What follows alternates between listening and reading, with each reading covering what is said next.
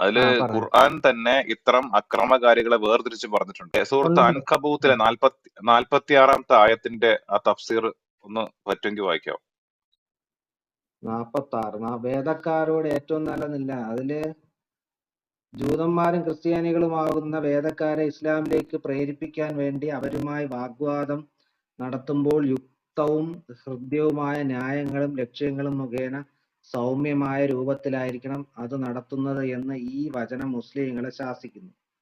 കുതർക്കങ്ങൾ നടത്തുന്നവർ, അപമര്യാദയോടെ പെരുമാറുന്നവർ, ന്യായത്തിനും ലക്ഷ്യത്തിനും വില കൽപ്പിക്കാത്തവർ എന്നിങ്ങനെയുള്ളവരെ സംബന്ധിച്ചിടത്തോളം ഈ കൽപ്പന ബാധകമല്ല. അത് ശരിയാ.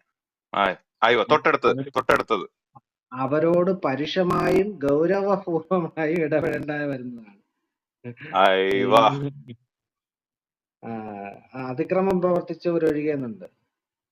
ആ വാക്കിന്റെ ആയത്ത് ഇതാണ്, വലാ തുജാദിലു അഹ്ലൽ കിതാബി ഇല്ലാ ബില്ലതി ഹിയ അഹ്സൻ, എന്നിട്ട് ഇല്ലല്ലദീന ളലമു മിൻഹും. അതിനെയാണ് ആയത്തിനെയാണ് അവിടെ വിശദീകരിക്കുന്നത്. ഇനി ഇതേപോലെ ഇത് കൂടാതെ ഈ സൂറത്ത് നിസായിലെ 148-ാമത്തെ ആയത്ത് വായിച്ച് അതും കൂടെ ക്ലിയർ ആവും. 148 149 കഴിഞ്ഞിട്ടാണ് തഫ്സീർ വരുന്നത്. അക്രമം ചെയ്യുന്നവർ ശരിയാണ്. നിങ്ങൾ വാക്കിൽ നിന്ന് തിന്മയുള്ളവരെ ഉച്ചത്തിലാകുക അള്ളാഹു ഇഷ്ടപ്പെടില്ല. അക്രമം ചെയ്യപ്പെട്ടവൻ ഒഴികെ അള്ളാഹു കേൾക്കുന്ന അറിയുന്നു. ഇത് ഇവരുടെ കുറിച്ചുള്ള പൊതുവായുള്ള ഇതാണ്. ഒരു പൊതുതത്വം അള്ളാഹു ഈ വചനം മുഖേന പഠിപ്പിക്കുകയാണ്. നന്നല്ലാത്ത ദുഷിച്ച വാക്കുകൾ പറയുന്നതും ഉപയോഗിക്കുന്നത് എപ്പോഴും പാടില്ലാത്തത് തന്നെ. എന്നാൽ അത് ഉച്ചത്തിലും പരസ്യമായും ആയിരിക്കുമ്പോൾ കൂടുതൽ ഗൗരവതരമായി തീരും. വളരെ നിസ്സാരമായി കരുതപ്പെടുന്ന ഒരു വാക്ക് പരസ്യമായി തീർന്നതിന്റെ പേരിൽ ചില അനിഷ്ട സംഭവങ്ങൾ ഉണ്ടാകുന്നത് അപൂർവമല്ല. ദുഷിച്ച വാക്കുകൾ പറയുകയും അത് പരസ്യമായിട്ടായിരിക്കുകയും കൂടി ചെയ്യുമ്പോൾ അത് അള്ളാഹുവിന്റെ വെറുപ്പിന് കാരണമാകുന്നു എന്നത്രേ ഉച്ചത്തിലാകുന്നതിന്റെ താല്പര്യം. അഥവാ ദുഷിച്ച വാക്കുകൾ അള്ളാഹുവിനെ സംബന്ധിച്ച വാക്കുകൾ, അള്ളാഹുവിന്റെ മാഹിത തത്വങ്ങൾ യോജിക്കാത്ത എല്ലാ വാക്കുകളും മറ്റൊരാളെ സംബന്ധിച്ച് ചീത്ത പറയൽ, ഏഷണിയും. ഇത് മറ്റതിന്റെ ഒരു വിശദീകരണം പോലെയാണ്. അല്ല, തീർന്നിട്ടില്ല. താഴോട്ട് വരുന്നുണ്ട്, വെരി ഇമ്പോർട്ടന്റ് പോയിന്റ് വരുന്നുണ്ട്. അത് അള്ളാഹുവിന്റെ മാഹിത തത്വങ്ങൾ യോജിക്കാത്ത എല്ലാ വാക്കുകളും മറ്റൊരാളെ സംബന്ധിച്ച് ചീത്ത പറയൽ, ഏഷണിയും പരദോഷം പറയും, തിന്മയ്ക്കായി പ്രാർത്ഥിക്കൽ മുതലായ ഈ വിരോധത്തിന് വിധേയമാകും. തൃപ്തികരമല്ലാത്തത് മനസ്സിൽ തോന്നിയ പലതും അത് പുറത്തു പറയാതിരിക്കുക, പറഞ്ഞാൽ തന്നെ അത് ഒച്ചപ്പെടുത്തുകയും പരസ്യമാക്കുകയും ചെയ്യാതിരിക്കുക, ഇതാണ് വേണ്ടത്. പക്ഷെ അതിക്രമത്തിന് പാത്രമായി തീർന്നവർ തങ്ങളുടെ സങ്കട നിവൃത്തിക്ക് വേണ്ടിയോ അവകാശം വകവെച്ച് കിട്ടേണ്ടതിന് വേണ്ടിയോ അക്രമകാരികൾക്കെതിരെ ആക്ഷേപവും തെളിവും കൊണ്ടുവരുന്നതിനും അത് പരസ്യമാക്കുന്നതിനും വിരോധമില്ല.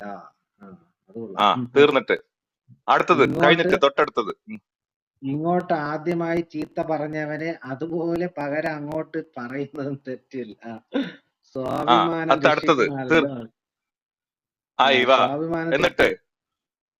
അത് ഇങ്ങോട്ട് പറഞ്ഞതിൽ കവിഞ്ഞ വാക്കുകൾ അങ്ങോട്ട് പറയുവാൻ പാടില്ല താനും. അപ്പൊ ഈക്വൽ ആയിരിക്കണം അല്ലേ? വിട്ടുവീഴ്ച നൽകലും മാപ്പ് കൊടുക്കലുമാണ് കൂടുതൽ നല്ലത്. അതാണ് മാന്യതയും സംസ്കാരവും. ഖുർആനിന്റെ രീതി ശാസ്ത്രമാണ്. അതായത് ആദ്യം ഒരു പൊതു തത്വം പഠിപ്പിക്കുക, എന്നിട്ട് അതിൽ എക്സെപ്ഷൻ ക്ലോസ് പഠിപ്പിക്കുക. അങ്ങനെ തന്നെയാണ് തഫ്സീറുകളിലും. ഈ രണ്ടായത്തിലും, സൂറത്ത് നിസായിലെ 148-ാമത്തെ ആയത്തും സൂറത്ത് അൻകബൂത്തിലെ 46-ാമത്തെ, സൂറത്ത് നിസായിലെ 148-ാമത്തെ ആമായിട്ടുള്ള ജനങ്ങളിൽ പൊതുവായി സ്വീകരിക്കേണ്ട ഒരു നിലപാട്.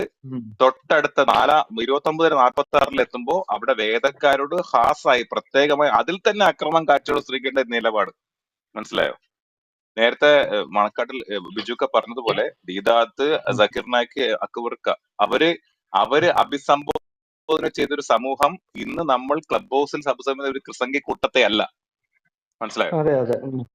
അവര് ഈ പൊതുവായിട്ടുള്ള കൊടക്കീഴിലുള്ള ക്രൈസ്തവരെയാണ് അവർ അഭിസംബോധന ചെയ്തത്.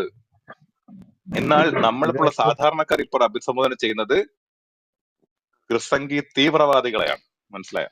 അഥവാ കുരിശു പോരാളികളുടെ രക്തം പേറുന്ന ആ, അതിൽ അഭിമാനിക്കുന്ന ഒരു കൂട്ടരെയാണ് നമ്മളിപ്പോൾ നേരിടുന്നത്. അപ്പൊ അവരോട് സ്വീകരിക്കേണ്ട മാതൃക ഇ- മറ്റേ രീതിയല്ല. ഇത് നിസായില് 149 അല്ലേ ഇത്? 148ന്റെ വിശദീകരണം, 149 തൊട്ടടുത്ത വചനമാണ്. അതിന്റെ വിശദീകരണം താഴെ വേറെ വരുന്നുണ്ട്. പിന്നെ നേരത്തെ പറഞ്ഞത് ഏതധ്യായമാണ്? സൂറത്ത് അൽ ഖബൂത്ത് 29-46. 29-46. ഇത് രണ്ടും പ്രത്യേകം പഠിക്കേണ്ടത്. തീർച്ചയായിട്ടും പഠിക്കേണ്ട വിഷയം. കാരണം ഇത് അല്ല ഇത് ഇച്ചിരി നമ്മള് എല്ലാവരുടെ ഖുർആനിൽ പറഞ്ഞിട്ടില്ല യാ അഹ്ലൽ കിതാബ് എന്ന് പറഞ്ഞിട്ട് തുജാദിലു അഹ്ലൽ എന്താ പറയാ അഹ്സന, ഏറ്റവും നല്ല രീതിയിൽ സംവാദം നടത്തുക എന്ന് പറഞ്ഞിട്ടില്ലേ? അത് മാത്രമല്ല ഖുർആൻ അതെ. പറഞ്ഞത്, അത് ആരോടാണ്, എപ്പോൾ, എങ്ങനെ എന്നും പറഞ്ഞിട്ടുണ്ട്. അതല്ലാത്തവരോട് എങ്ങനെ എന്നും പറഞ്ഞിട്ടുണ്ട്. അത് നമ്മുടെ അതെ അതെ മറ്റേ അതെ പല അതെ. അത് ആൾക്കാർക്കും അറിയില്ല. നിങ്ങളിപ്പോ ഈ പറഞ്ഞപ്പോഴാണ് ഞാനിത് കൂടുതൽ ഗൗരവമായിട്ട് വായിച്ചു നോക്കുന്നത്. ഇനി ഇതെനിക്ക് പഠിക്കണം. അതെ അതെ, നിങ്ങൾ ഈ പറഞ്ഞ തീർച്ചയായിട്ടും പഠിക്കണം. രണ്ടായത്തി ഇനി എനിക്ക് പഠിക്കണം. അത് പഠിച്ചിട്ട് തീർച്ചയായിട്ടും അതില് ഇത് ഞാൻ ഒരു കാര്യം കൂടി പറയാം. ഇതിപ്പോ മലയാളത്തിലുള്ള അമാനിമലയുടെ തഫ്സീറാണല്ലോ, മലയാളത്തിലുള്ള അമാനിമലയുടെ തഫ്സീറാണല്ലോ. ഇത് അറബിയിൽ തഫ്സീർ ഖുർത്തുബി, തഫ്സീർ ഇബ്നു കസീർ, തഫ്സീർ നാസിർ സഅദി, തഫ്സീർ തബരി, വേണമെങ്കിൽ ഈ 4 തഫ്സീറിലും അറിയപ്പെടുന്ന പണ്ഡിതന്മാരോട്, അറബി അറിയുന്ന പണ്ഡിതന്മാരോട് കൊണ്ട് ഈ 2 ആയത്തുകൾക്കുള്ള പശ്ചാത്തലത്തിലുള്ള വിഷയങ്ങളും കൂടി പരിശോധിച്ചാൽ വളരെ കൃത്യമായിട്ടുള്ള കാഴ്ചപ്പാട് കിട്ടും. അത് ബിജുക്കൊക്കെ അന്വേഷിച്ചിട്ട് ഉണ്ടെങ്കിൽ അത് ഉണ്ടെങ്കിൽ അത് ഇൻഷാല്ലാ അത് പരിശോധിച്ചിട്ട് അതിലുള്ള ഒരു ഫീഡ്ബാക്ക് കൂടി തന്നാൽ, അതിന് മുമ്പേ ഒരിക്കൽ ദാരിമി സാർ ഇവിടെ പറഞ്ഞിരുന്നു, ബിജുക്കൊക്കെ ചെയ്യാൻ പറ്റുമെങ്കിൽ വളരെ നന്നായിരുന്നു. ഇൻഷാല്ലാ. ഇൻഷാല്ലാ. അല്ല ഇതിപ്പോ വളരെ ചില ആൾക്കാര് നമ്മള് ചിലപ്പോ ഈ ഫേസ്ബുക്കിലോ അതിലൊക്കെ നമ്മൾ വല്ല പോസ്റ്റ് ഇടുമ്പോ ഇത് മറ്റവരെ കളിയാക്കണല്ലേ, അതല്ലേ ഇതല്ലേ മറ്റവരതല്ലേ എന്ന് പറഞ്ഞു വരും. സത്യം പറഞ്ഞു കഴിഞ്ഞാല് ഇത് നമുക്ക് ഇപ്പൊ ഞാൻ കഴിഞ്ഞ ദിവസം പൗലോസിനെ കുറിച്ചിട്ട് ഒരു മാസമായി പൗലോസിനെ അല്ല അതില് അത് നമ്മൾ അവിടെ ഇത് രണ്ടും സബ്ജക്റ്റീവ് ആണ്. ഇപ്പൊ ബിജുക്ക ഒരാളോട് സംവദിച്ചുകൊണ്ടിരിക്കുകയാണ്, പേഴ്സണൽ അല്ലെങ്കിൽ ഒരു ഗ്രൂപ്പ് ഓഫ് പീപ്പിളോട് സംസാരിച്ചിരിക്കുമ്പോ സ്വീകരിക്കേണ്ട നിലപാടാണിത്. ഇത് മറ്റേ ഫേസ്ബുക്കിൽ നമ്മളൊരു ഇമേജ് ഇട്ട് ഇടുമ്പോ അത് അഡ്രസ് ചെയ്യുന്ന സമൂഹം ഇവര് മാത്രമല്ല, അത് മൊത്തത്തിലാണ്. മനസ്സിലായോ? അവിടെ മറ്റേ ആയത്ത് വരും, ലാ തസുബുല്ലദീന യദ്ഊന മിൻ ദൂനില്ല, അള്ളാഹു അല്ലാത്തവരെ വിളിച്ച് പ്രാർത്ഥിക്കുന്നവരുടെ എന്താ പറയാ വിഗ്രഹങ്ങളെ അല്ലെങ്കിൽ ആരാധ്യ വസ്തുക്കൾ ചീത്ത പറയുന്ന ആയത്ത് വരുമല്ലോ, അവിടെ അത് വരും. അത് നമ്മൾ ആമായിട്ട് പറയണം, ആമായിട്ടല്ല. ഇവിടെ നിങ്ങൾ സംവദിക്കേണ്ടവരോട് മാന്യമായി സംവദിക്കുക, അതിൽ അക്രമം പ്രവർത്തിച്ചവരോടൊഴികെ. മനസ്സിലായോ? അല്ല നമ്മൾ ചെയ്യുന്ന നമ്മൾ നേരെ ബൈബിൾ വചനങ്ങളല്ലേ പറയുന്നത്, നമ്മൾ അവിടെ ആരെയും ആക്ഷേപിക്കുന്നില്ലല്ലോ. ബിജുക്കെ പറഞ്ഞ കറക്റ്റ് ആണ്. നമ്മൾ എപ്പോഴും അഭിസംബോധിത സമൂഹം ആരാണെന്ന് മനസ്സിലാക്കിയിട്ടാണ് നമ്മൾ സംസാരിക്കുക. അവിടെ ബിജുക്ക പറഞ്ഞ കറക്റ്റ് ആണ്, ബൈബിളിലുള്ള കാര്യങ്ങളാണ് പറയുന്നത്. അവിടെ ഒരു ബിജുക്കയുടെ സബ്സ്ക്രൈബർ ലിസ്റ്റിലുള്ള അല്ലെങ്കിൽ ബിജുക്കയുടെ ഫ്രണ്ട് ലിസ്റ്റിലുള്ള ഒരു വലിയ സമൂഹത്തിനാണ് ബിജുക്ക അഡ്രസ് ചെയ്യുന്നത്. മനസ്സിലായോ? അപ്പൊ അവിടെ സ്വീകരിക്കുന്ന നിലപാടും അതിന് താഴെ ബിജുക്കയെ പേഴ്സണലി അറ്റാക്ക് ചെയ്തുകൊണ്ട് പ്രവാചകൻ ഇസ്ലാം തെറി പറയുന്ന ആൾക്കാർക്ക് മറുപടി കൊടുക്കുമ്പോൾ ആ നിലപാട് അവിടെയാണ് മറ്റേ നിലപാട് സ്വീകരിക്കേണ്ടത്. കിട്ടിയോ ബിജുക്ക? പറഞ്ഞ ക്ലിയർ ആയിരുന്നു. പബ്ലിക് പോസ്റ്റ് ആകുമ്പോഴാണ് പ്രശ്നം. അതെ അതെ അല്ല ഈ നമ്മളിപ്പോ ഒരേ വാക്ക് പറഞ്ഞ രണ്ടായത്തുകളുണ്ടല്ലോ, അതെ ഈ രണ്ടായത്തുകൾ പ്രത്യേകിച്ച് നമ്മുടെ സമൂഹം പഠിക്കേണ്ടതാണ്. ഈ രണ്ടായത്തുകള് ഇത് ഞാൻ പറയുന്നതെന്ന് വെച്ച് കഴിഞ്ഞാൽ ഈ 2 ആയത്തുകൾക്ക് വേണ്ടിയിട്ട് പ്രത്യേകിച്ച് റൂം ഇട്ട് സംസാരിച്ചാലും വേണ്ടില്ല. ഇത് ആൾക്കാരെ പഠിപ്പിക്കാനേ. നിങ്ങൾ തീർച്ചയായും ഒരു പൊതു തത്വം, ഖുർആന്റെ എല്ലാ കാര്യത്തിലുള്ള ശൈലി അങ്ങനെയാണ്. പൊതു തത്വവാദം പഠിപ്പിക്കും, പിന്നെ ഖാസായിട്ട് പ്രത്യേക സന്ദർഭത്തിൽ സ്വീകരിക്കേണ്ട നിലപാട് എന്താണെന്നും ഖുർആൻ കാണിച്ചു തരും. അതിനുള്ള തെളിവാണ് ഞാൻ 2 ആയത്തുകൾ പറഞ്ഞു. അതായത് ഒരു വലിയ പൊതുസമൂഹത്തിൽ സ്വീകരിക്കേണ്ട നിലപാട്, വേദക്കാരോട് പ്രത്യേകം സംസാരിക്കേണ്ട നിലപാട്, അതിൽ തന്നെ അക്രമം കാണിച്ചവരോട് സ്വീകരിക്കേണ്ട നിലപാട്. അങ്ങനെയാണ് ഖുർആന്റെ എന്താ പറയാ രീതിശാസ്ത്രം. അതെ അതെ അതെ. അൽഹംദുലില്ലാഹ്. ഇബ്നു അബ്ബാസ് റളിയല്ലാഹു അൻഹു അറിയപ്പെടുന്നത് റഈസുൽ മുഫസ്സിരീൻ, തഫ്സീറുകളുടെ പിതാവ് അല്ലെങ്കിൽ തഫ്സീറുകളുടെ തല എന്നാണ് അറിയപ്പെടുന്നത്. റസൂലുള്ളാഹി സ്വല്ലല്ലാഹു അലൈഹി വസല്ലം തലയിൽ കൈവച്ച് അല്ലാഹുമ്മ യുഫഖിഹുഹു ഫിദ്ദീൻ എന്ന് പറഞ്ഞിട്ട് അള്ളാഹു എന്നീ ഇദ്ദേഹത്തിന് ദീനിൽ പരിജ്ഞാനം ഫിഖ്ഹിൽ പരിജ്ഞാനം നൽകണേ എന്ന് റസൂലുള്ളാഹി സ്വല്ലല്ലാഹു അലൈഹി വസല്ലമ പ്രാർത്ഥിച്ച സഹാബിയാണ്. ഇബ്നു അബ്ബാസ് റളിയല്ലാഹു അൻഹുവിന്റെ തഫ്സീർ അത് അതായത് പല ആയത്തുകൾക്കുമുള്ള തഫ്സീർ, ഖുർആന്റെ പൊതുവായിട്ടുള്ള ധാരാളം ആയത്തുകൾക്ക് തഫ്സീർ പല സ്വഹീഹായ പരമ്പരയിലൂടെ നമുക്ക് ലഭിച്ചിട്ടുണ്ട്. അത് സഹീഹ് ബുഖാരിയിലൂടെ നമുക്ക് വെച്ചിട്ടുണ്ട്, റഹിമഹുല്ലാ വെച്ചിട്ടുണ്ട്. ഇമാം തബരി റഹ്മത്തുള്ളാഹിയുടെ ഹദീസുകൾ മറ്റേ ചരിത്രത്തിലൂടെ നമുക്ക് സീറുകളിൽ നമുക്ക് ലഭിച്ചിട്ടുണ്ട്. അങ്ങനെ ഇബ്നു അബ്ബാസ് റളിയല്ലാഹുവിന്റെ തഫ്സീർ സ്വഹീഹായ പരമ്പരയിൽ നമുക്ക് പല രീതിയിലും വെച്ചിട്ടുണ്ട്. പക്ഷെ എന്തില്ല, അത് കൃത്യമായ 2 ചട്ടകൾക്കുള്ളിൽ ക്രോഡീകരിച്ചല്ല നമുക്കത് സ്വഹാബികളുടെ സ്വഹീഹായ പരമ്പരയിലുള്ള പല രീതികൾ, അതായത് ഇസ്ലാമിന്റെ ചരിത്രത്തിൽ ഇമാമിങ്ങളിലൂടെ അറിയപ്പെട്ട സ്വഹാബികളിലൂടെ താബിഈങ്ങളുടെ താബിഈങ്ങൾ നമുക്ക് ലഭിച്ചിട്ടുണ്ട്. ഇവിടെ പറയുന്നത് എന്താ, ഇത് തൻവീറുൽ മിഖ്ബാസ് എന്ന് പറഞ്ഞ് 2 ചട്ടകൾക്കകത്ത് ഒരു പുസ്തകം, അത് ഇബ്നു അബ്ബാസിന്റെ പുസ്തകമാണ് എന്നാണ് ഇവര് വാദിക്കുന്നത്. ആര്? ഈ പ്രസംഗികൾ. നിസുന് ഇതുവരെ പറഞ്ഞ മനസ്സിലായോ? ലാസ്റ്റ് എന്താ പറഞ്ഞേ? തൻവീർ അൽ മിഖ്ബാസ് എന്ന് പറഞ്ഞിട്ട് 2 ചട്ടകൾക്കകത്ത് ഒരു പുസ്തകം പ്രിന്റ് ചെയ്തിട്ട് അത് ഇബ്നു അബ്ബാസിന്റേതാണ് എന്ന് ആരോപിക്കപ്പെടുന്നു. അതായത് ഈ ഇബ്നു അബ്ബാസ് റളിയല്ലാഹുവിന്റെ പിന്നെ തഫ്സീർ അല്ലേ മിഖ്ബാർ ഈ സംഭവം? അല്ല ഇബ്നു അബ്ബാസ് റളിയല്ലാഹുവിന്റെ തഫ്സീറിന്റെ പേരെന്താ? ഇബ്നു അബ്ബാസിന്റെ തഫ്സീർ എന്ന് വെച്ചാൽ അതിന് ഇബ്നു അബ്ബാസിന്റെ തഫ്സീർ എന്ന് പറഞ്ഞാൽ 2 ചട്ടകൾക്ക് പ്രിന്റ് ചെയ്തൊരു പുസ്തകമല്ല. അതായത് അത് ഒരാള് വന്ന് ഒരു ഡൗട്ട് ചോദിക്കുകയായിരിക്കും ഒരു വിഷയത്തില്, ഖുർആന്റെ ആയത്തില്. അപ്പൊ ഇബ്നു അബ്ബാസ് റളിയല്ലാഹു അതിനെ എക്സ്പ്ലെയിൻ ചെയ്യും, തഫ്സീർ ചെയ്യും.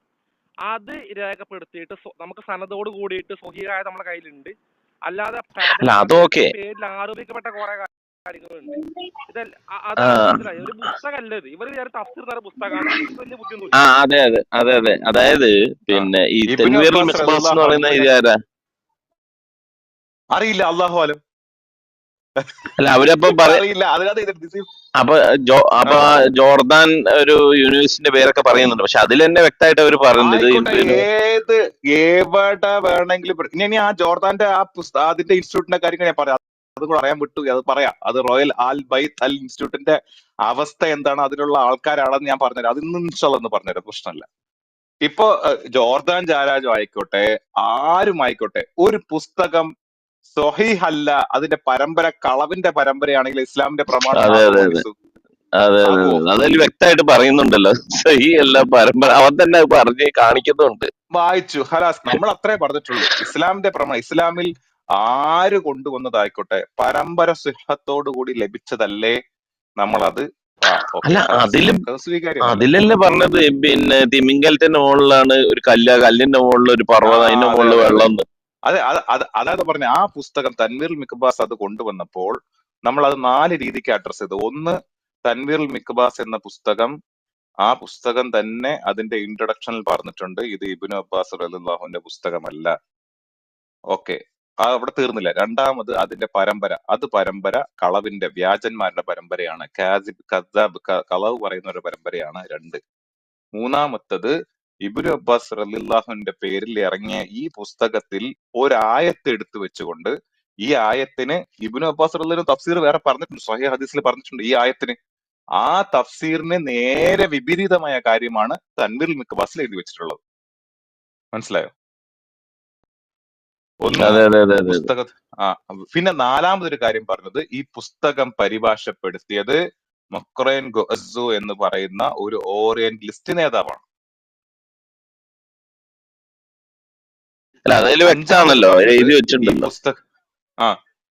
ഈ പുസ്തകം ഇവര് പറഞ്ഞ എല്ലാ പുസ്തകവും അപ്ലോഡ് ചെയ്യപ്പെടുന്നത് ഒരൊറ്റ വെബ്സൈറ്റിലാണ്, അത് altafsir.com എന്ന് പറയുന്ന വെബ്സൈറ്റിലാണ്.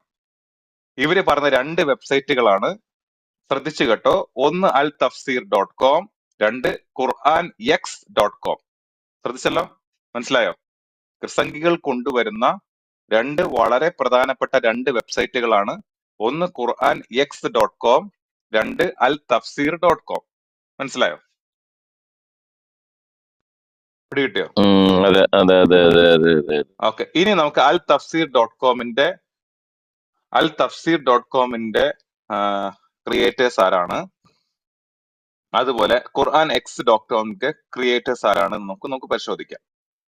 ജോർദാനിലെ രാജാവായാലും അങ്കാമാലിലെ അമ്മാവനായാലും ഇസ്ലാമിന് ഒരൊറ്റ കാഴ്ചപ്പാടുള്ളൂ. Sahih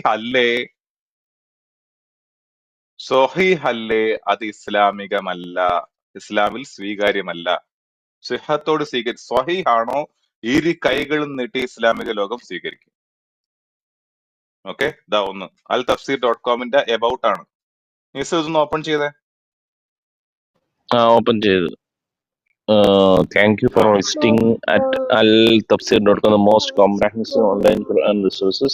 Tafsir commissioned by Royal Al-Bayad Institute of Islamic Thought, developed and maintained by the Integrate Technology Group. The project was started around April 2001. അത് ഫസ്റ്റ് അത് al-tafsir.com was commissioned by the Royal Al-Bayt Institute of Islamic Thought and developed and maintained by Integrated Technology Group. Technology Okay. Group. Okay. The project was started in April 2001. April 2001 start ചെയ്താണ്. To be completed in 2 phases. Phase 1 is Arabic only phase, while phase 2 will make the content available in around 20 international language. Okay. എന്നിട്ട് അവിടെ പറയാണ്, al-tafsir.com makes the Quran tafsirs, commentaries and Quranic science text accessible with the click of a mouse. It is also the first website to cover all 7 schools of Islamic law. മദ്ഹബ്സ് 7 മദ്ഹബ് ഉണ്ടോ ഇസ്ലാമിൽ? അതാ ഞാൻ നോക്കുന്നത്. 7 school of Islamic thoughts.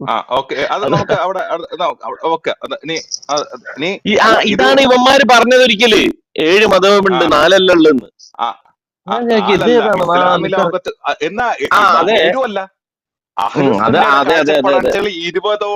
ഇരുപതോളം അറിയപ്പെടുന്ന മദ്ഹബി പണ്ഡിതന്മാരുണ്ട്. അതിൽ 4 പേർ ശ്രേഷ്ഠരാണ്, ഏറ്റവും അധികം ശിഷ്യന്മാരുള്ളവരാണ്, ഏറ്റവും അറിയപ്പെടുന്ന 4 ഇമാമിമാർ. മനസ്സിലായോ? ഇനി അറിയപ്പെടാതെ പോയതിൽ ഒരു ഇമാമിന്റെ സുഫിയാനു സൗരി റഹിമഹുല്ല, അദ്ദേഹം അറിയപ്പെടുന്ന ഇമാമാണ്. പക്ഷെ അദ്ദേഹത്തിന് ഈ ഇമാം ഷാഫി റഹ്മത്തുള്ളാഹി അലൈഹി, ഇമാം അബു ഹനീഫ റഹ്മത്തുള്ളാഹി അലൈഹി, ഇമാം മാലിക് റഹ്മത്തുള്ളാഹി അലൈഹി, അഹ്മദ് ബിൻ ഹംബൽ റഹ്മത്തുള്ളാഹി ഉള്ളതുപോലെ വലിയൊരു ശിഷ്യന്മാരുടെ വൃന്ദമില്ലായിരുന്നു. പക്ഷെ ഇമാം സുഫിയാൻ സൗരി റഹ്മത്തുള്ളാഹിയുടെ ചില ഫിഖ്ഹി പരമായ കാര്യങ്ങളിൽ ഇമാം സുഫിയാൻ സൗരി റഹ്മത്തുള്ളാഹിയുടെ കാഴ്ചപ്പാടുകളും അഹ്ലുസുന്ന സ്വീകരിച്ചിട്ടുണ്ട്. മനസ്സിലായോ? അല്ല, എനിവേ ഈ 7 മതം ആരും പറയാറില്ല, അതാണ് പറയാറില്ല. ഓക്കെ, അത് ഇനി ഇത് ഗ്രൂപ്പ് ക്രിയേറ്റ് ചെയ്ത ആരാണ്? Integrated technology group. ഓക്കെ, ഇനി ഖുർആൻ.x.com-ന്റെ വെബ്സൈറ്റിൽ നോക്കിപ്പോ ഇവർ കൊണ്ടുവരുന്ന രണ്ടാമത്തെ വെബ്സൈറ്റ് ആണ്. ഇപ്പൊ al-tafsir.com മനസ്സിലായല്ലോ. അത് നമ്മൾ ഇപ്പൊ മനസ്സിലായി, നമ്മൾ ഇന്റഗ്രേറ്റഡ് ടെക്നോളജി ഗ്രൂപ്പാണ് കൊണ്ടുവന്നത്. ഇനി അടുത്ത ഖുർആൻ.x.com, അതിന്റെ എബൌട്ട് പേജിനെ അവിടെ പിൻ ചെയ്തിട്ടുണ്ട്. Okay, this website was created in order to collate various Islamic sources into a single cross-reference location. This project could not have succeeded without standing on the shoulders of giants. Thanks go to the following projects. എന്നിട്ട് അവര് list out ചെയ്യുന്ന ഒരു പ്രോജക്റ്റിന്റെ പേരിൽ എന്തുണ്ട്? al-tafsir.com ഉണ്ട്. Okay, ഖുർആൻ.x.com link ചെയ്യുന്നത് ആരുമായിട്ടാണ്? al-tafsir.com-ആയിട്ടാണ്. Okay, അപ്പൊ ഇവര് രണ്ടുപേരും ഒരു തൂവൽ പക്ഷിയുടെ 2 ചിറകുകളാണ്. മനസ്സിലായല്ലോ?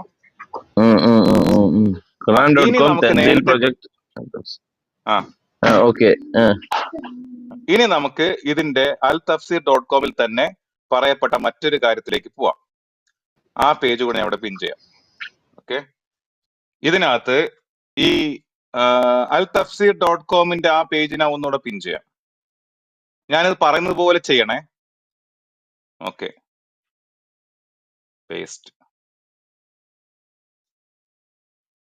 ഓക്കെ, al-tafsir.com-ന്റെ പേജ് ഞാൻ പിൻ ചെയ്തിട്ടുണ്ട്. അത് ഓപ്പൺ ചെയ്തോ, മുകളിലത്തെ പിൻ ചെയ്തോ, ഓപ്പൺ ചെയ്തോ. ഇതാ.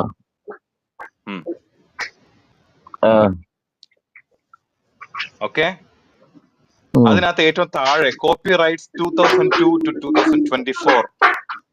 റോയൽ അൽ ബയാദ്. ഓക്കെ, അതൊന്ന് ക്ലിക്ക് ചെയ്തേ.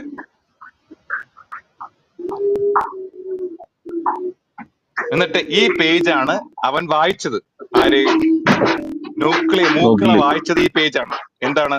On 16th July 2000, the institute interested to HRH Prince Ghazi bin Muhammad, previously advisor to His Majesty the King of about tribal affairs, and currently the personal envoy and special advisor to HM King Abdullah II of Jordan.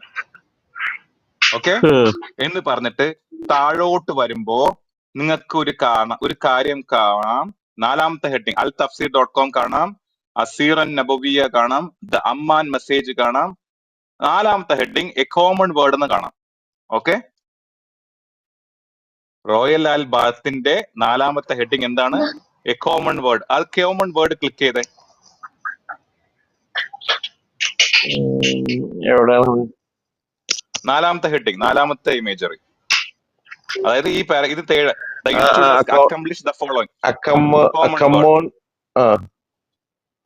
A common message അല്ല, common message, common word, a common word. അത് click ചെയ്തേ. അത് click ചെയ്യുമ്പോൾ Y A common word എന്ന് കാണാം. Okay, unprecedented global acceptance. അത് കഴിഞ്ഞ് major events.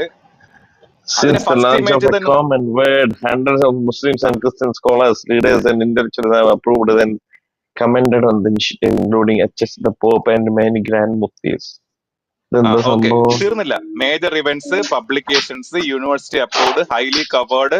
ഇനി അടുത്തതാണ് റീഡിംഗ് ലിസ്റ്റ് എന്നൊരു ഹെഡിങ് ഉണ്ട് ഇതിനകത്ത്. ഈ കോമൺ വേർഡിനകത്ത് reading list. Okay, soon after a common word, അതാണ് ACW. അത് കണ്ടോ? റീഡിംഗ് ലിസ്റ്റ് എത്തിയോ? Publications, highly commended reading list. Soon after the ACW launched, major Muslim and Christian scholars agreed to create reading list to help the other gain a better understanding to each other's faith. എന്നിട്ട് weave all of the readings list എന്നുള്ള എടുത്തോ. Professor Sayyid Hossein Nasser, Sheikh Ali Goma, Professor Timothy Winder. ഒരു minute പോവല്ലേ, ഓരോന്നായിട്ട് പോവാം. മുസ്ലിം scholars എന്ന് പറഞ്ഞ professor Sayyid Hussain Nasar ആരാന്നറിയോ? അത് ക്ലിക്ക് ചെയ്ത് ഡൗൺലോഡ് ചെയ്ത് നോക്ക്, വായിച്ചോക്ക്.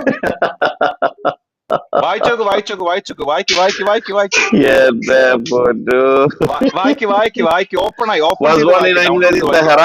Iran sent to the United States at an early age attend MIT and Harvard University. Returning to Iran, later became the president of Alia Meher University.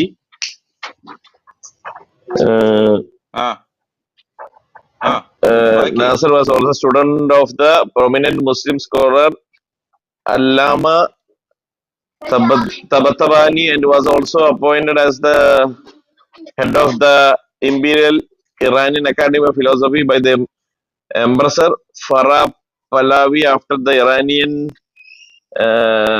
Revolution. Nasser settled in America, where he finally became the professor of Islamic Studies at the George Washington University. ഇനി ആ പറഞ്ഞ 2 ആൾക്കാരായിരുന്നു പോയി തപ്പി നോക്കിയാൽ ബാക്കി ഇയാളുടെ history കിട്ടും. ആ 2 സ്കോളേഴ്സ്, അല്ലാമ തബത്തബതായി, ഷെയ്ഖ് അലി ഗോമ. ഇനി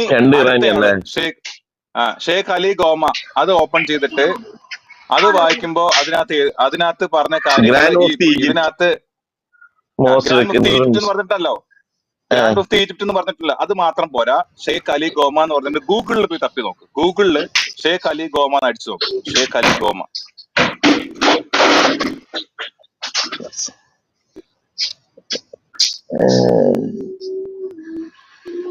ഷെയ്ഖ് അലി ഗോമ.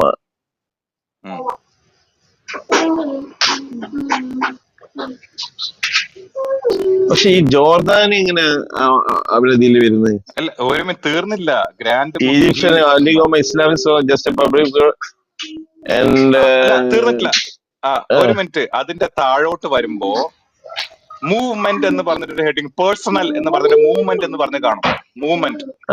റിലിജിയൻ ഇസ്ലാം, ഡിനോമിനേഷൻ ആ സുന്നി, അതല്ല, ജുറിസ്ഡിക്ഷൻ. അതിന് താഴെ മൂവ്മെന്റ്, അതൊക്കെ വിട്. അത് ഇസ്ലാം, സുന്നി, ഷാഫി, അഷ്അരി അതൊക്കെ ഹെഡിങ് ആയിട്ട് മാറ്റാം. മൂവ്മെന്റ് എന്ന് പറഞ്ഞിട്ട് രണ്ടെണ്ണം കാണാം, ന്യൂ ട്രഡീഷണലിസം, മോഡേണിസം, അല്ലേ? എന്താ അത്? ന്യൂ ട്രഡീഷണലിസം, മോഡേണിസം ഒക്കെ എന്ന് പറയുന്നത് എന്താണ്? ഓറിയന്റലിസ്റ്റ് കാഴ്ചപ്പാടുകളെ ഇസ്ലാമിനകത്ത് കൊണ്ടുവരാൻ കടഞ്ഞു പരിശ്രമിക്കുന്ന രണ്ട് മൂവ്മെന്റ്സ് ആണ് ന്യൂ ട്രഡീഷണലിസം, മോഡേണിസവും. പിടികിട്ടിയോ? Contemporary standard Sunni Islam that emphasize adherence to the four principles Sunni scholars of law, Madhabi belief in the Ash'ari, Madhuri, Athari school of theology. ഇവരിത് വെച്ചിട്ടാണ് ഇത് ശരി.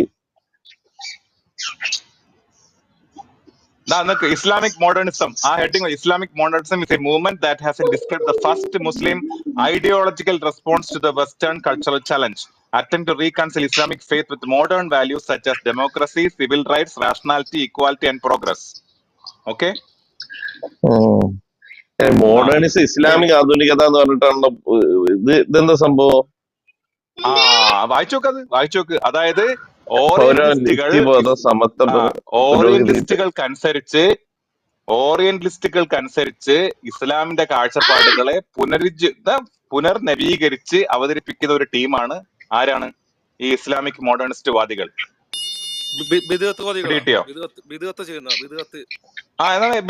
പറയാം. It was one of several Islamic movements including അതിനകത്ത് സലഫികളോട് ചേർത്തിട്ടുണ്ടോ അവന്മാര്? Islamic secularism, Islamism, Salafism that emerged in the middle of 19th century. അത് സലഫികളെ ചേർത്തത്, മനഃപൂർവ്വം ചേർത്തത്. കാരണം അതിനകത്ത് ഇത് കൂടി കൊണ്ടുവന്നാലേ തമ്മിത്തല്ല് മൂർത്തിക്കുള്ളൂ. ജമാലുദ്ദീൻ അഫ്ഗാനി ഒക്കെ ഉണ്ടല്ലോ.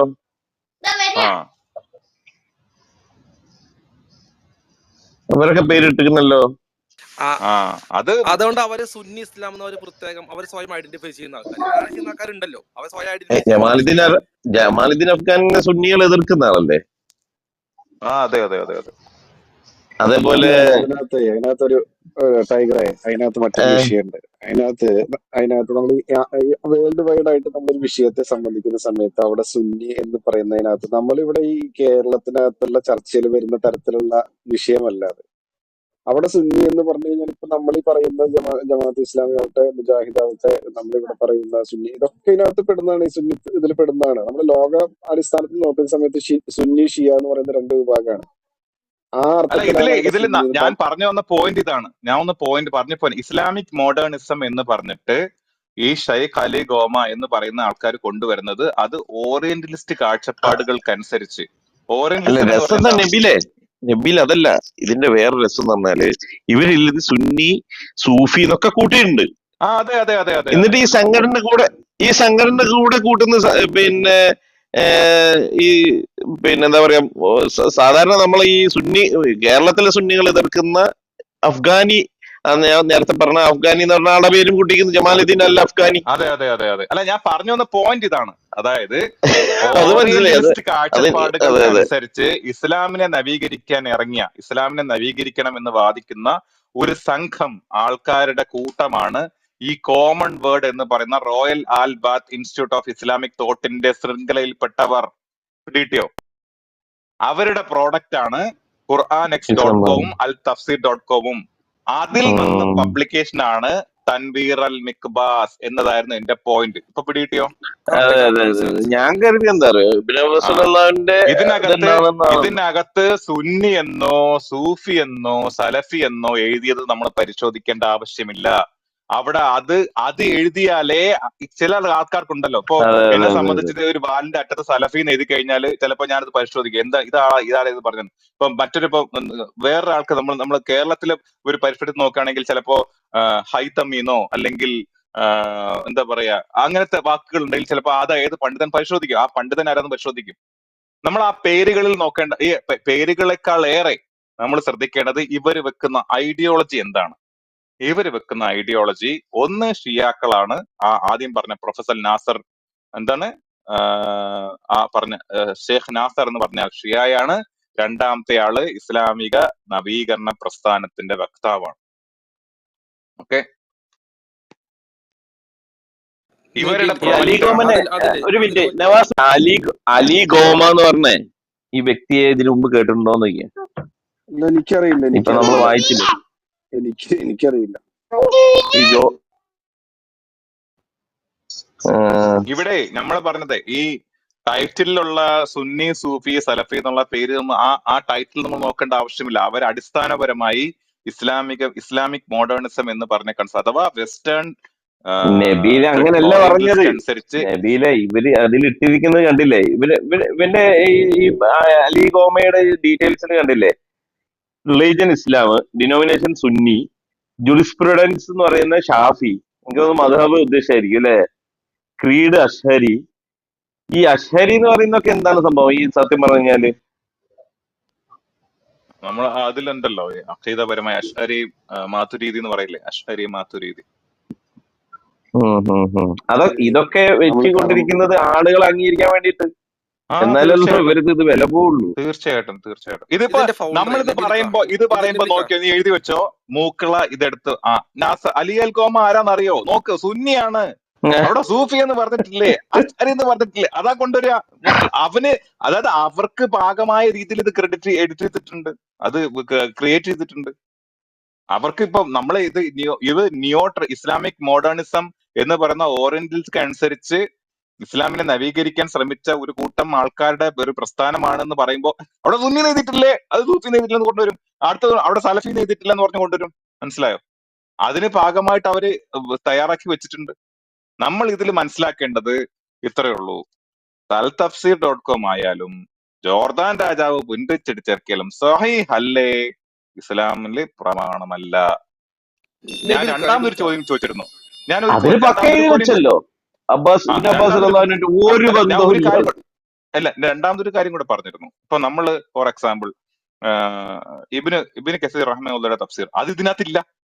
Altafsir.com എന്ന് പറയുന്ന തഫ്സീർ.com വെബ്സൈറ്റിനകത്ത് ഇബ്നു കസീർ റഹ്മത്തുള്ളാഹിയുടെ തഫ്സീർ ഇല്ല, തഫ്സീർ ഖുർത്തുബി ഇല്ല, തഫ്സീർ തബരി ഇല്ല, തഫ്സീർ നാസിർ സഅദി ഇല്ല. എവിടെ പോയി? ഇല്ല. പരിശോധിച്ചോ Altafsir.com-നകത്ത് ഇബ്നു കസീർ തഫ്സീർ ഇല്ല, അവര് ട്രാൻസ്ലേറ്റ് ചെയ്ത് മാത്രം വെച്ചിരിക്കുക അല്ലെ, മാത്രമേ ഉള്ളൂ. Altafsir.com വെബ്സൈറ്റിനകത്ത് ഇബ്നു കസീർ റഹ്മത്തുള്ളാഹിയുടെ തഫ്സീർ ഇല്ല, തഫ്സീർ ഖുർത്തുബി ഇല്ല, തഫ്സീർ നാസിർ സഅദിയുടെ ഇല്ല, തഫ്സീർ തബരി ഇല്ല. അപ്പോ വേറൊരു കാര്യം കൂടി ഞാൻ ചോദിച്ചിരുന്നു. രണ്ടാമത്തെ ഒരു കാര്യം ഞാൻ ചോദിച്ചിരുന്നത്, ഫോർ എക്സാമ്പിൾ ഇപ്പൊ 4 തഫ്സീറുകൾ ഞാൻ പറഞ്ഞു. തഫ്സീർ ഖുർത്തുബി, തഫ്സീർ ഇബ്നു കസീർ, തഫ്സീർ നാസിർ സഅദി, തഫ്സീർ തബരി. സാധാരണഗതിയിൽ ഇസ്ലാമിക ലോകത്തെ പണ്ഡിതന്മാർ, അഹ്ലുസുന്നയുടെ പണ്ഡിതന്മാർ ഗ്രന്ഥങ്ങൾ രചിക്കുമ്പോൾ ഔഖാല ഇബ്നു കസീർ റഹ്മത്തുള്ളാഹി എന്ന് പറഞ്ഞിട്ട് കോട്ട് ചെയ്യും. അങ്ങനെയെങ്കിലും തൻവീറിൽ മിക്കവാസിൽ ഇങ്ങനെ ഒരു കാര്യം പറഞ്ഞിട്ടുണ്ട്, ഏതെങ്കിലും അഹ്ലുസുന്നയുടെ പണ്ഡിതനെ കോട്ട് ചെയ്തിട്ടുണ്ടോ? നമുക്ക് അതും വേണമല്ലോ. പറഞ്ഞു മനസ്സിലായോ? ഇപ്പൊ ഇബ്നു കസീർ റഹ്മത്തുള്ളാഹി ഇങ്ങനെ ഈ വിഷയത്തിൽ ഇങ്ങനെ പരാമർശിച്ചിട്ടുണ്ട്, അല്ലെങ്കിൽ ഇബ്നു തഫ്സീർ ഖുർത്തുബി ഇങ്ങനെ പരാമർശിച്ചിട്ടുണ്ട്. ചില അഹ്ലുസുന്നയുടെ ഗ്രന്ഥങ്ങൾ നമുക്ക് കാണാം, അവരുടെ എന്താ പറയുക, ഫിഖ്ഹുമായി ബന്ധപ്പെട്ട കർമ്മശാസ്ത്രപരമായ പുസ്തകങ്ങൾ എഴുതുമ്പോഴോ അല്ലെങ്കിൽ ഇസ്ലാമിക ചരിത്രത്തിന്റെ ഗ്രന്ഥങ്ങൾ എഴുതിക്കുമ്പോഴോ ഒക്കെ എന്താണ് ഇങ്ങനെ ചില കാര്യങ്ങൾ. ഇപ്പൊ ഇബ്നു കസീർ റഹ്മത്തുള്ളാഹി ബിദായ വന്നഹായയിൽ ധാരാളം പണ്ഡിതന്മാരുടെ പുസ്തകങ്ങൾ കോട്ട് ചെയ്തിട്ടുണ്ട്, ചരിത്രത്തിലുള്ള പണ്ഡിതന്മാരുടെ കോട്ട് ചെയ്തിട്ടുണ്ട്. അപ്പൊ നമ്മൾ എന്താ ചെയ്യേണ്ടത്? അങ്ങനെയെങ്കിലും തൻവീറുൽ മിക്ബാസ് എന്ന് പറഞ്ഞ എടുത്ത് കോട്ട് ചെയ്ത അഹ്ലുസുന്നയുടെ പണ്ഡിതന്മാർ ഇല്ല, അതുമില്ല. അപ്പോ Altafsir.com ഖുർആൻസ്.com ഇത് രണ്ടും ഇതിന്റെ ക്രിയേറ്റേഴ്സ് ഒരേ സ്ഥലത്തു നിന്നാണ്. ഇതിന്റെ കോമൺ വേർഡിൽ പറഞ്ഞിട്ടുള്ള റിലീജിയസ് സ്കോളേഴ്സിന്റെ ലിസ്റ്റും അതിൽ ഷിയാക്കളുണ്ട്, ഓറിയന്റലിസ്റ്റുകളുണ്ട്, ഇസ്ലാമിക നവീകരണ പ്രസ്ഥാനത്തിന്റെ ആൾക്കാരെന്ന് വാദിക്കുന്ന ആൾക്കാരുണ്ട്, ഇസ്ലാമിന്റെ സിദ്ധാന്തങ്ങളെ ഓറിയന്റലിസ്റ്റ് അനുസരിച്ച് നവീകരിക്കാൻ ഇറങ്ങി പുറപ്പെട്ട ആൾക്കാരുണ്ട്. എല്ലാം കൂടി ചേർന്നൊരു അവിയൽ വരുവാണ് ഈ പറയുന്ന എന്താ ഇസ്ലാമിക് റോയൽ അൽ ബൈത്ത് ഓഫ് ഇസ്ലാമിക് തോട്ട് എന്ന് പറഞ്ഞ ജോർദാൻ രാജാവിന്റെ കീഴിലുള്ള നോൺ ഗവൺമെന്റ് ഓർഗനൈസേഷൻ. അതും പറയുന്നുണ്ട്, മൂക്ക പറഞ്ഞ നോൺ ഗവൺമെന്റ് ഓർഗനൈസേഷൻ ആണ്. ഇവിടെ ഇസ്ലാമിക പ്രമാണങ്ങൾക്ക് സ്വീകരിക്കേണ്ട നിലപാട് എന്താണെന്ന് ഞാൻ നേരത്തെ പറഞ്ഞിട്ടുണ്ട്. ജസാക്കുമുല്ലാഹ് ഖൈർ. ന്യൂക്ലിയറും പിന്നെ അന്ന് ഒരുത്തനും കൂടി ഉണ്ടായിരുന്നു, അവരുടെ പേര് ഞാൻ മറന്നുപോയി. ഇവർ രണ്ടുപേരും കൂടിയിട്ട് മറ്റേ അലൻ ഇവർ രണ്ടുപേരും കൂടിയിട്ട് നമ്മള് സുന്നി റൂമിലേക്ക് കയറി വന്നിട്ട് ഇവര് ഇബിൻ അബ്ബാസ് തങ്ങളെ നിങ്ങൾ ഇബിൻ അബ്ബാസിനെ നിങ്ങൾ തള്ളുമോ എന്ന് ചോദിച്ചിട്ടാണ് ആ ഒരു സ്റ്റൈലിലാണ് പുള്ളി കയറി വരുന്നത്. അപ്പൊ ഇത് കേട്ടപ്പോ തന്നെ എനിക്ക് എന്താണ് ഇവൻ എവിടേക്കാണ് ഈ കാളം ആലോചിക്കുമ്പോൾ നമുക്ക് അറിയാലോ എന്താ സംഗതി എന്നുള്ളത്. അപ്പൊ ഞാൻ പറഞ്ഞു നിങ്ങൾ ഈ പറയുന്ന സംഗതിയാണോ, അങ്ങനെയാണെങ്കിൽ ഇത് ഒരിക്കലും നബീൽക്ക ഇത് ഇതിന് മറുപടി കൊടുത്തിട്ടുള്ളതാണ്, അതിന് കൗണ്ടർ ചെയ്ത് വിട്ടിട്ടുള്ളതാണ്, പൊളിച്ചടക്കി വിട്ടിട്ടുള്ളതാണ്, നിങ്ങൾ അതിന് കൃത്യമായിട്ട് മറുപടി പറഞ്ഞിട്ടില്ല എന്നവിടെ നിന്ന് സംസാരിക്കാം. അപ്പൊ അങ്ങനെ സംസാരിക്കുന്ന സമയത്ത് സാബിത്തിക്കാട് ഇതിനെ കുറിച്ച് ചോദിക്കുന്ന സമയത്ത് സാബിത്തിക്കാട് ഇതിനൊക്കെ അപ്പൊ നബീൽക്ക് എത്തിയിട്ടില്ല. അപ്പൊ സാബിത്തിക്ക് പറഞ്ഞു എന്ത് കിതാബാണെങ്കിലും നിങ്ങൾ കൊണ്ടുപോയി നമുക്കത് പരിശോധിക്കാം, പക്ഷെ നമ്മളത് എടുക്കണമെങ്കിൽ നമുക്ക് ചില മാനദണ്ഡങ്ങളുണ്ട്. അത് ആരാണ് എഴുതിയത്, ആ എഴുതിയ ആളെ നമ്മൾ പരിശോധിക്കും. ഇങ്ങനൊരു ഗ്രന്ഥം ക്രോഡീകരിച്ചത് ആരാണ്, അത് ആ റിപ്ലൈ ഒക്കെ ഇട്ട് കഴിഞ്ഞാൽ അതിനകത്ത് അദ്ദേഹം എങ്ങനെയാണ് സംസാരിക്കുന്നത് കൃത്യമായിട്ട് അറിയാം. ഈ രീതിയിലാണ്, ഈ ആശയമാണ് അവിടെ സ്ഥാപിക്കും പറയുന്നത്. അപ്പൊ അത് പരിശോധിച്ചതിന് ശേഷം അല്ലാതെ നമുക്ക് അതിനെ കുറിച്ച് എന്ത് ചെയ്യാൻ പറ്റില്ല, നമുക്ക് അതിനെ തള്ളാനോ കൊള്ളാനോ പറ്റില്ല. കാരണം പുള്ളി ഇതിനെ കുറിച്ച് കേട്ടിട്ടില്ല. ഞാൻ പറഞ്ഞു അല്ല ഇതിങ്ങനെ പൊളിച്ചടക്കി വിട്ടുള്ള ഒരു സംഗതിയാണെന്ന് പറഞ്ഞു. അപ്പോഴേക്കും നബീൽക്ക് അവിടെ വന്നു. പിന്നെ അവിടെ ചർച്ച നടന്നു. ആ ചർച്ച നടന്നു കുറച്ച് അധികം അവർക്ക് കൃത്യമായിട്ട് നമ്മൾ അവരുടെ ക്രിസംഗി റൂമിൽ ഉള്ളതുപോലെ അല്ലാതെ തന്നെ അവർക്ക് യഥേഷ്ടം അവർക്ക് എന്ത് ചെയ്തു, നമ്മൾ അതിന് സമയം കൊടുത്ത് അവർ സംസാരിച്ചിട്ട് ആ കിതാബിൽ നിന്ന് തന്നെ അവർ കൊണ്ടുവന്ന കിതാബിൽ നിന്ന് തന്നെ വായിച്ചിട്ട്, ഇനിയിപ്പോ നമ്മൾ പുറത്തേക്കൊന്നും പോകേണ്ട ആവശ്യമില്ല, വേറെ നമ്മൾ പുറത്തുനിന്ന് ഒരു തെളിവും കൊണ്ടുവരാതെ അതിൽ നിന്ന് തന്നെ കൃത്യമായിട്ട് വായിച്ചിട്ട് നബീൽക്ക് അത് കൗണ്ടർ ചെയ്തിട്ട് അതിന്റെ പരമ്പര സ്വഹീഹല്ല, പിന്നെ ഇത് ഇബ്ൻ അബ്ബാസിന്റെ ഇബ്ൻ അബ്ബാസ് തങ്ങളുടെ കിതാബാണെന്നുള്ളൊരു വാദം ആ കൊണ്ടുവന്ന ഗ്രന്ഥത്തിൽ തന്നെ ഇല്ല. അപ്പൊ അത് അവര് തന്നെ വായിച്ചത് പൊളിച്ചടക്കി അവിടെ നിന്ന് വാലും ചുരുട്ടി ഓടിയതാണ്. ഇപ്പൊ ഈ നടക്കുന്നത് അവിടെ തേഞ്ഞൊട്ടിയതിന്റെ ഒരു ഫ്രസ്ട്രേഷനാണ്, ഒരു കുരുപൊട്ടലാണ്, ജാള്യത മറയ്ക്കാന്ന് പറയില്ലേ നമ്മള്, അതാണ് ഇപ്പൊ ഈ നടക്കുന്നത്. വേണമെന്നുണ്ടെങ്കിൽ അവർ ഇനിയും വരട്ടെ, നമുക്ക് ആ വിഷയം സംസാരിക്കാമല്ലോ.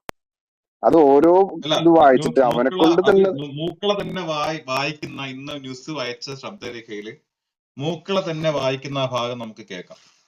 ചോദിക്കുമ്പോ നബീല് ഞങ്ങളെ കൊണ്ടേ കെട്ടുന്നതാണ് തൻവിറൽ മികബാസിലോട്ട്, ഞങ്ങൾ എവിടെയും കൊണ്ടുവന്നിട്ടില്ല, അത് നബീല് കൊണ്ടുവരുമ്പോ പച്ചക്കള്ളം എന്താ പറഞ്ഞത്, ഞങ്ങൾ തൻവിറൽ മികബാസ് കൊണ്ടുവന്നിട്ടില്ല.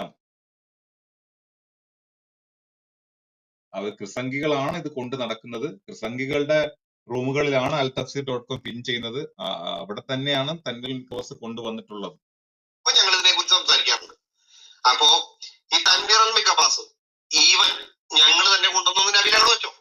എന്നാൽ നബീൽ ഇതിൽ കാണിക്കുന്ന ഒരു പോയിന്റ് ഉണ്ട്, ഞാൻ ഈ പിൻ ചെയ്തേക്കുന്നത്. ഇതിൽ എഴുതി വെച്ചേക്കുന്നത് there is no doubt that this commentary is not the work of Ibn Abbas. The chain transmitters of this commentary goes back to Muhammad bin Marwan. അത് എതിരായിട്ട് എഴുതിയിരിക്കുന്നത് is described by hadith experts as the chain of lies. അപ്പോ ഇതിൽ പറയുന്ന ഒരു കാര്യം എന്താന്ന് വെച്ചിട്ടുണ്ടെങ്കിൽ ഇത് ഇബ്നു അബ്ബാസിന്റെ വർക്കല്ല. ഈ തൻവിറൽ മികബാസ് എന്ന് പറഞ്ഞ ഒരു സംശയവും ഇല്ല, ഇത് ഇബ്നു അബ്ബാസിന്റെ വർക്കല്ല. പിന്നെ ഇതിന്റെ ചെയിൻ എങ്ങോട്ടാ പോകുന്നത്, കളവ് പറയുന്ന പരമ്പരയിലേക്കാണ് ഇതിന്റെ ചെയിൻ നീളുന്നത്. ഇതിങ്ങനെ എഴുതി വെച്ചിട്ടുണ്ടെന്നാണ് നബീൽ പറയുന്നത്. ഒരു പ്രശ്നമില്ല. അപ്പുറത്ത് ഇതിന്റെ മറ്റേ ഇത് വിട്ടിട്ടുണ്ടോ, ഈ മറ്റേ അതിനെന്താ പറയുക, സനത് വിട്ടിട്ടുണ്ട്. അത് എന്ത് എനിക്കറിയാൻ പാടില്ല. ഇത് മറ്റേ ബുക്കുകളെല്ലാം ഇങ്ങനെയൊക്കെ തന്നെ, നമുക്ക് ഇതൊന്നുമില്ല. അപ്പൊ നബീലെ എനിക്ക് പറയാനുള്ളത്, ഖുറാൻ തന്നെ ഫേക്കാന്ന് പറഞ്ഞ എന്നോട് നീ തൻവിറൽ മികബാസ് ഫേക്കാന്ന് പറഞ്ഞു ഒരു കുഴപ്പമില്ല, പക്ഷെ നിന്നെ കൊണ്ട് ഞാനത് ശരിക്കും അവിടെ തള്ളിക്കും, മനസ്സിലായോ? ശരിക്കും ഇവിടെ തള്ളണം. അപ്പൊ ഇതിനൊരു സംശയമില്ല. നബീല് പറഞ്ഞു കേട്ടു, ഇതെല്ലാവരും മനസ്സിലായോ, എല്ലാവരും കൈയടിച്ച് പാസ്സാക്കുക, നബീല് പറയുന്ന ഈ ബുക്ക് തള്ളിക്കും. അവൻ തന്നെ വായിച്ചിട്ട് സെൽഫ് പഠിക്കുന്നല്ലേ. ഖുറാൻ ഫേക്കാന്ന് പറയുന്നത് എനിക്ക് ഇതിപ്പോ തള്ളിയാണ് വലിയ പ്രശ്നമൊന്നുമില്ല. പിന്നെ ഞാൻ ഇബ്നു അബ്ബാസിനെ തള്ളി എന്ന് പറഞ്ഞ ഓഡിയോ കിട്ടിയ നവാസ്ക, അത് അലനെന്ന് പറഞ്ഞിട്ട് പോയതാ, ഇതുവരെ കിട്ടിയിട്ടില്ല ആ ഓഡിയോ കേട്ടോ. ഞാനൊരു ത്രെഡ് ഇട്ടിരിക്കുന്നത് 73 ആയതാണോ, 66 73 ആയതാണോ, ഇനി അതല്ല 73 66 ആയതാണോ എന്ന് പറഞ്ഞിട്ട് ത്രെഡ് ഇട്ടിരിക്കുന്നു. ഇവര് 45 ഖുറാൻ ഉണ്ടെന്നല്ലേ നമ്മൾ ഇന്നലെ പറഞ്ഞ പോയിന്റ് അതാണ്. നമ്മൾ ഇന്നലെ പറഞ്ഞ പോയിന്റ്, ബൈബിൾ തിരുത്തപ്പെടുക എന്ന് പറഞ്ഞാൽ കൈകടത്തുക എന്ന് പറഞ്ഞാൽ രണ്ട് രീതിയില്ല. ഒന്നുകിൽ അവിടെ ഉള്ളത് നിലവിലുള്ളത് എടുത്തു മാറ്റുക, അല്ലെങ്കിൽ നിലവിലുള്ളതിന്റെ കൂടെ കൂടിച്ചേർക്കുക. ഇത് രണ്ടിനും ബൈബിളിൽ തെളിവുണ്ട്, രണ്ടിനും. അതെ രണ്ടുണ്ട്. രണ്ടിനുണ്ട്. ഒന്ന് 73 16-ാം നൂറ്റാണ്ട് 1600 വർഷം 73 അധ്യായങ്ങളായിട്ട് കൊണ്ടു നടന്ന ക്രൈസ്തവർ. ഇത് 73 അല്ല കേട്ടോ, ഈ സിറിയൻ ഓർത്തഡോക്സിന് 80-ന് മുകളിൽ അധ്യായങ്ങളുണ്ട്. ഇനി വാദത്തിന് 70 വെക്കാം, 73 വെക്കാം. 16-ാം നൂറ്റാണ്ടിന് ശേഷം അതിൽ നിന്ന് കുറെ എടുത്തു മാറ്റിയിട്ടാണ് ഇപ്പോൾ കറുത്ത പുസ്തകം പൊതിഞ്ഞടക്കുന്ന പെന്തക്കോസ്തേർ 66 അധ്യായങ്ങളുള്ള ബൈബിൾ ഉണ്ടാക്കിയത്. ഇനി അത് പോട്ടെ, അതിനുശേഷം എന്താ സംഭവിച്ചത്? നമ്മള് ഇത് കുറഞ്ഞത്, ഇത് ബൈബിളിൽ നിന്ന് നിലവിലുള്ള പുസ്തകങ്ങൾ എടുത്തു മാറ്റിയത്. ഇനി 73-ൽ തന്നെ പഴയ മാനസ്ക്രിപ്റ്റിലില്ലാത്ത ആഡ് ചെയ്തതിന്റെ തെളിവുണ്ട്. അതാണ് നേരത്തെ പറഞ്ഞ വ്യഭിചാരിയെ കല്ലെറിയുന്ന സംഭവം. അത് പഴയ മാനസ്ക്രിപ്റ്റിലില്ല, അത് 73-ൽ ആഡ് ചെയ്താണ്. അതേപോലെ മറ്റേ തൃത്വത്തെ സപ്പോർട്ട് ചെയ്യുന്ന വചനം നബിൽക്ക വചനം, അത് ധാരാളം എക്സാമ്പിൾ. ഞാനൊരു വലിയ ഒരു സെറ്റ് ഓഫ് 10-12 വചനം ഒരുമിച്ച് എടുത്ത് മാറ്റിയതിന്റെ വചനക്കാരിയെ പറഞ്ഞു, ആഡ് ചെയ്തത്, എഴുതി ചേർത്തതിന്റെ. ഇപ്പൊ ഖുർആനെ സംബന്ധിച്ചിടത്തോളം ഇവര് പറഞ്ഞ 44 ഉണ്ടെന്നാണ്. അപ്പൊ ഇവര് ഓക്കെ, പിന്നെ ഈ ഹർഷി ഇതൊക്കെ പറഞ്ഞിട്ടുള്ള ചില ഈജിപ്തിലെ ഇതില് ഈ പിന്നെ ഈ എന്താ പറയാ, ഈ കെസറും പത്തവും ഇല്ലാത്ത ചില വിഷയങ്ങളുണ്ടല്ലോ, അങ്ങോട്ടും ഇങ്ങോട്ടും മാറ്റം അതെ, ചിലതില്.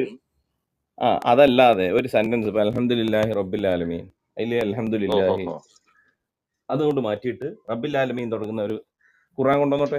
അങ്ങനെ, ഓക്കെ, അതാണെ കുഴപ്പമില്ല. ഓക്കെ ഓക്കെ ഓക്കെ, അത് മനസ്സിലായി, അതാ ഞാൻ പറഞ്ഞത്. ചോദ്യം മനസ്സിലായല്ലോ. Okay okay. ഇവര് എവിടെ ഒരു കുത്തിടാത്തത്, അല്ലെങ്കിൽ വാക്ക് പകരം വി ഉപയോഗിച്ചോ, അങ്ങനെ അതല്ല. ഇതിൽ ഏതോ ഒന്ന് കൊണ്ടു നടക്കുന്നുണ്ട് ഒരു ഹർഷു, പിന്നെ എന്താണ് ഇവര് കൊണ്ട് നടക്കുന്നതല്ല, അത് ഞാൻ പറഞ്ഞുതരാം. അത് ഞാൻ ഒരു 5 എണ്ണം തരാം. അതെ, നമ്മൾ ചർച്ച ചെയ്ത അതില് വേറെ വാക്യങ്ങളൊന്നും അതിൽ മാറുന്നില്ല. അതല്ല ഞാൻ ചോദിച്ചത്. 66-73 ആക്കിയതുപോലെ പിന്നെ ഉള്ള വിഷയമല്ല ഞാൻ ചോദിച്ചത്. ഞാൻ ചോദിച്ചത് ഇതേപോലെ ഒരു സെന്റൻസ്, ചെറിയൊരു സെന്റൻസ് ഒന്ന് മാറ്റിയിട്ട് ഒരു പുതിയ ഖുർആന്റെ PDF ഒരു കൊണ്ടുവന്നോട്ടെ. പോത്തുകൊളത്ത് മുങ്ങാൻ ഞങ്ങളൊക്കെ റെഡി ആയിട്ടിരിക്കുക. അതിങ്ങി താദ്യാനി ഉണ്ടാക്കിയാലും വേണ്ടില്ല, എന്നാലും വേണ്ടില്ല, ഒരു കൊണ്ടുവന്നോട്ടെ. നിസു, അവര് ഇറക്കിയിരുന്നു പണ്ട്, ഒരു 25 വർഷം മുന്നേ ഇറക്കിയിരുന്നു. അത് കൈയോടെ പൊക്കി. ആര്? ക്രിസംഖികള്, ഇന്റർനാഷണൽ ക്രിസംഖികള്. ശരി. ഖുർആൻ പ്രിന്റ് ചെയ്ത് അച്ചടിച്ചിറക്കിയവര്. എത്ര അച്ചടിച്ചാലും 100 അറിയാല. 100 മില്യൺ ആൾക്കാര്, 10 കോടി ജനങ്ങളാണ് ഭൂമിയിൽ ഇപ്പോ. നമ്മുടെ ഏറ്റവും വലിയ 10 കോടി ജനങ്ങള് കാണാതെ ഹാഫിദുമാരായിട്ടുണ്ട് ഫുൾ ഖുർആൻ. അപ്പൊ അവരെ മുമ്പിൽ പരിപാടി നടക്കൂലേ? അത് മാത്രല്ല, കാണാതെ പഠിച്ചത് മാത്രല്ല, നമ്മുടെ സീറ്റ് പറഞ്ഞ പോലെ 29-30 തലമുറ അതിന്റെ പരമ്പര സിൽസില അടക്കം കാണാതെ പഠിച്ചവരുണ്ട്. അതിന്റെ എന്താ പറയാ, സനതടക്കം. ഇവര് പറഞ്ഞെന്തറിയാ, ഇപ്പൊ ഉള്ള ഖുർആന് 947 ഇറക്കിയ ഖുർആനാന്ന് പറഞ്ഞത്. ഇന്ത്യക്ക് സ്വാതന്ത്ര്യം. അബ്രഹാമിന്റെ ഒക്കെ തള്ളു എന്ന് പറഞ്ഞ ജാതി തള്ളറിയോ, ചീരി. ഓരോ ദിവസം ഓരോന്നാവും. ഈ അബ്രഹാം എന്ന് പറഞ്ഞ ഒരു ചങ്ങായി ഇന്നലെ പറഞ്ഞ കേട്ടില്ലേ, ആ ക്രൈസ്തവ സൗകര്യം ചോദിച്ച ചോദ്യത്തില് എബ്രഹാം പറഞ്ഞ ചോദ്യം, കുട്ടി ചോദിക്കുന്ന ചോദ്യം, എബ്രഹാം പറയണ മറുപടി, അതെന്താ രസാണേ, ഒന്ന് കേട്ടോ. ആ കുട്ടി ചോദിച്ച ചോദ്യം കേട്ടോട്ടോ ആദ്യം.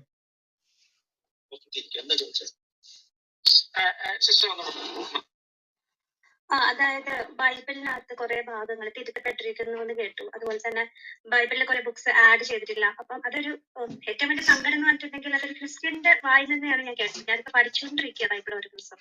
അപ്പം എനിക്ക് അതിനൊരു മറുപടി പറയാൻ പലപ്പോഴും പറ്റുന്നില്ല. അത് കേട്ടപ്പോ ഭയങ്കര വേദന ഉണ്ടായിരുന്നു. അപ്പൊ എനിക്കതിനൊരു ക്ലാരിറ്റി കിട്ടാൻ വേണ്ടിയിട്ടാണ് ഞാൻ ഇതിനു വേണ്ടി ഒത്തിരി എല്ലാ ക്ലബ് ഹൗസിനകത്ത് കയറും. പക്ഷെ എനിക്ക് സ്പീക്കേഴ്സ് യൂസ് ചെയ്യാൻ അന്ന് അറിയത്തില്ലായിരുന്നു. അതുകൊണ്ടാണ്. ചോദ്യം മനസ്സിലായല്ലോ നിസു? അതായത് ബൈബിൾ തിരുത്തുന്ന ഒരു ക്രിസ്ത്യൻ സഹോദരി തന്നെ പറയുന്നത് ഞാൻ കേട്ടു, വിഷമിച്ചു, അതെനിക്ക് ഉത്തരം വേണം, ക്ലാരിറ്റി വേണം എന്ന് പറഞ്ഞിട്ട്. ഓക്കെ, പിന്നെ പലതും ബൈബിളിൽ ആഡ് ചെയ്തിട്ടില്ല എന്ന് അതും പറഞ്ഞു.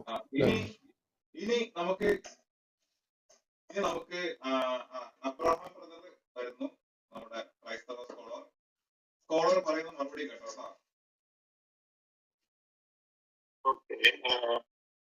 ബൈബിളിനകത്ത് തിരുത്തപ്പെട്ടിട്ടുണ്ടെന്നുള്ളത് തെറ്റായിട്ടുള്ളൊരു പരാമർശമാണ്.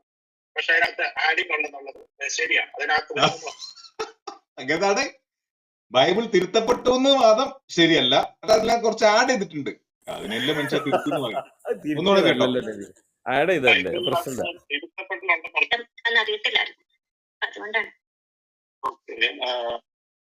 ബൈബിളിനകത്ത് തിരുത്തപ്പെട്ടിട്ടുണ്ടെന്നുള്ളത് തെറ്റായിട്ടുള്ളൊരു പരാമർശമാണ്. പക്ഷെ അതിനകത്ത് ആഡിങ് ഉള്ളതുള്ളത് ശരിയാണ്. അതിനകത്ത് അതെ. പറഞ്ഞു കഴിഞ്ഞാൽ ഉം. ബൈബിളിന്റെ നമുക്ക് അതൊന്ന് വാട്സപ്പ് ഇടേ, ഓൾഡ് ടെസ്റ്റ്മെന്റ് ഞാൻ നമുക്ക് ത്രെഡ് ചർച്ച ഇട്ടോളാം. ചെയ്യാനുണ്ട്. നമുക്ക് ഡെഡ് സീ സ്ക്രോൾ കിട്ടിയതുകൊണ്ട് ഓൾഡ് ടെസ്റ്റ്മെന്റ് 99.97% ആക്യുറേറ്റ്, 0.03% ഡിഫറൻസ് ഉണ്ട്. അത് സ്ക്രൈബൽ എറേഴ്സ് അല്ലെങ്കിൽ സ്പെല്ലിംഗ് മിസ്റ്റേക്സ്. ന്യൂ ടെസ്റ്റ്മെന്റിന്റെ കാര്യത്തിൽ വരുമ്പോൾ പ്രത്യേകിച്ച് മാർക്കിന്റെ ലാസ്റ്റ് ചാപ്റ്റർ അതിനകത്തുള്ളതാണ് ഉള്ളത്. അത് നമ്മള് നോക്കിക്കഴിഞ്ഞു കഴിഞ്ഞാൽ മനസ്സിലായോ? അതായത് ആ അബ്രഹാം പറഞ്ഞ മറുപടി കൂടുതൽ കൺഫ്യൂഷൻ ആക്കിന്ന് അറിയാം. അപ്പൊ അത് അച്ചക്കുഞ്ഞ് ചോദിക്കുകയാണേ, മനസ്സിലായോ? താങ്ക് യു ബ്രദർ, എനിക്ക് മനസ്സിലായി. ഞാനിപ്പം ഇതിലോട്ട് വന്നിട്ട് അധികം കാലമായിട്ടില്ല, അപ്പൊ അതുകൊണ്ട് ഇനി ലീ അമ്മ ഇത് ഇസ്ലാമിന്റെ നെഞ്ചത്തേക്ക് കയറുന്ന സീനാണ് നമ്മൾ കേൾക്കാൻ പോകുന്നത്. ഇസു കേട്ടോട്ടാ. ചോദ്യം എബ്രഹാമിനോടായിരുന്നു, അത് തിരുത്തപ്പെട്ടു എന്നുള്ളത് അത് ശരിയല്ല, അതിൽ കൂട്ടി എന്നുള്ളത് ശരിയാണെന്ന് പറഞ്ഞല്ലോ. ഇനി ഭഗീരഥ പ്രവർത്തനം, ലീ അമ്മയുടെ ഇസ്ലാമിലേക്ക് കയറാനുള്ള ഭഗീരഥ പ്രവർത്തനമാണ് നമ്മൾ കേൾക്കാൻ പോകുന്നത്. കേട്ടോ.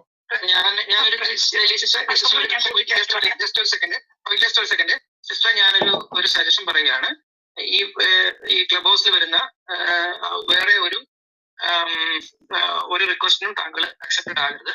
ഇതൊരു ജസ്റ്റ് ഒരു സജഷൻ ആണ്. കാരണം താങ്കൾ ഇങ്ങനെ പൊതുവേദിയിൽ വന്നത് പറയുമ്പോൾ നമ്മളിപ്പോ സംസാരിക്കുന്ന ഈ ഇസ്ലാമിക ഭാഗത്തുനിന്ന് തന്നെ ചിലപ്പോ ഒരു കൺഫ്യൂഷൻ വിധത്തിൽ നിങ്ങളെ സമീപിക്കാൻ സാധ്യതയുണ്ട്.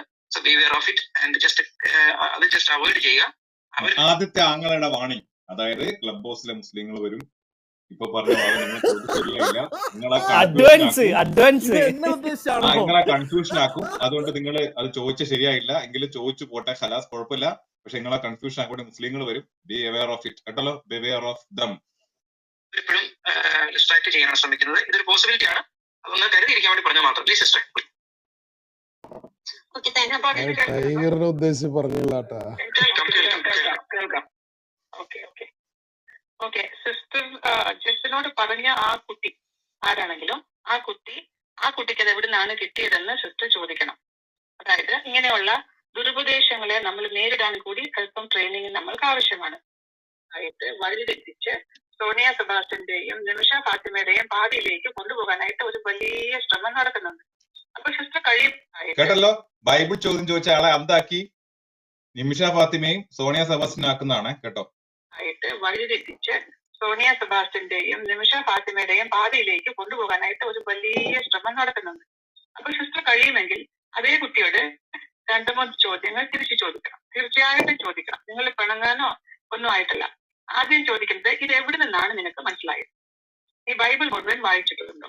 ബൈബിളിന്റെ ആധികാരികതയെ പറ്റി നീ പഠിച്ചിട്ടുണ്ടോ? ബൈബിൾ എത്ര കാലങ്ങളായിട്ട് ഇങ്ങനെ നിലനിൽക്കുന്നു? അതിൽ നിന്ന് എടുക്കുകയോ പുറത്തേക്കാക്കുകയോ ചെയ്ത പുസ്തകങ്ങളുണ്ടോ? ഈനോക്കിന്റെ ബുക്ക് എന്ന് എഴുതിയതാണ്? ആരെഴുതിയതാണ്? അങ്ങനെയുള്ള ഏതെങ്കിലും ഒരു പുസ്തകം. അപ്പൊ ഈ കൈകടത്തപ്പെട്ടു എന്നുള്ള വാദം സ്ഥാപിക്കുവാൻ ഈ പറയുന്ന ആള് ബാധ്യസ്ഥരാണ്. അപ്പൊ സിസ്റ്റർ കുറച്ചുകൂടി ഈ കാര്യങ്ങളൊക്കെ നമുക്ക് ഇന്റർനെറ്റിൽ കൂടി തന്നെ പഠിക്കാൻ പറ്റും. അല്ലെങ്കിൽ നിങ്ങൾ പോകുന്ന സഭയിലൊന്നും വലിയ ഹെൽപ്പ് കിട്ടിയെന്ന് വരില്ല. പക്ഷെ സിസ്റ്റർക്ക് ഇതൊക്കെ പഠിക്കാൻ ആഗ്രഹമുണ്ടെങ്കിൽ തീർച്ചയായും ഈ റൂമിൽ തന്നെ കേട്ടുകൊണ്ടേ ഇരിക്കുക. പിന്നെ ഈ എബ്രഹാം ബ്രദറാദ്യം സംസാരിച്ച കേട്ടല്ലോ, അതായത് സഭയിൽ നിന്ന് സപ്പോർട്ടൊന്നും കിട്ടൂല. നിങ്ങൾക്ക് എന്തെങ്കിലും പഠിക്കണമെങ്കിൽ അച്ഛൻ കുഞ്ഞിന്റെ റൂമിൽ വരിക. അതാണ് കൺക്ലൂഷൻ. എന്നിട്ട് ബൈബിളിനെ കുറിച്ച്, ബൈബിളിൽ തിരുത്തപ്പെട്ടെന്ന് ചോദിച്ച ചോദ്യം ആളെ കുറിച്ച് ചോദിക്കാൻ അവസാനം നിമിഷ ഫാത്തിമയിലേക്കും സോണിയ സെബാസ്റ്റ്യനിലും എത്തി. അവസാനം അതിനെക്കുറിച്ച് ഇനി എന്തെങ്കിലും പഠിക്കാനുണ്ടെങ്കിൽ നിങ്ങൾ അച്ഛൻ കുഞ്ഞിന്റെ റൂമിലേക്ക് വരിക. ഇതുകൊണ്ടും തീർന്നില്ല. അല്ല, ഇവരെ ഈ ഒരു കൺഫ്യൂഷൻ മാത്രം മതി. ഈ ബൈബിൾ തിരുത്തിയോ ഇല്ലേന്ന് 66-73 എന്താക്കി അത് തീരുമാനിച്ചാൽ ഞാൻ വേറൊരു കാര്യം പറയട്ടെ. നമുക്ക് ഇതിൽ ഇവര് കൊണ്ടുവരുന്ന വേറൊരു വാദമാണ്, ഇതിൽ എബ്രഹാം പറയുന്ന മറ്റൊരു വാദമാണ്, മെസ്സേജ് പോയിട്ടില്ല, സ്ക്രിപ്ചർ മാറ്റിയാലും. വാദം പിടികിട്ടിയോ? അതായത് യേശു ദൈവമാണെന്നും യേശു കുരിശിൽ മരിച്ചുവെന്നും യേശു മറ്റേ 3-ാം നാൾ ഉയർത്തെഴുന്നേറ്റെന്നൊക്കെ മെസ്സേജ് നമുക്ക് കിട്ടിയിട്ടുണ്ട്. അങ്ങനെ പറയുന്നുണ്ടോ? മെസ്സേജ് പോയിട്ടില്ല, സ്ക്രിപ്ചർ മാറ്റിയാലോന്ന്?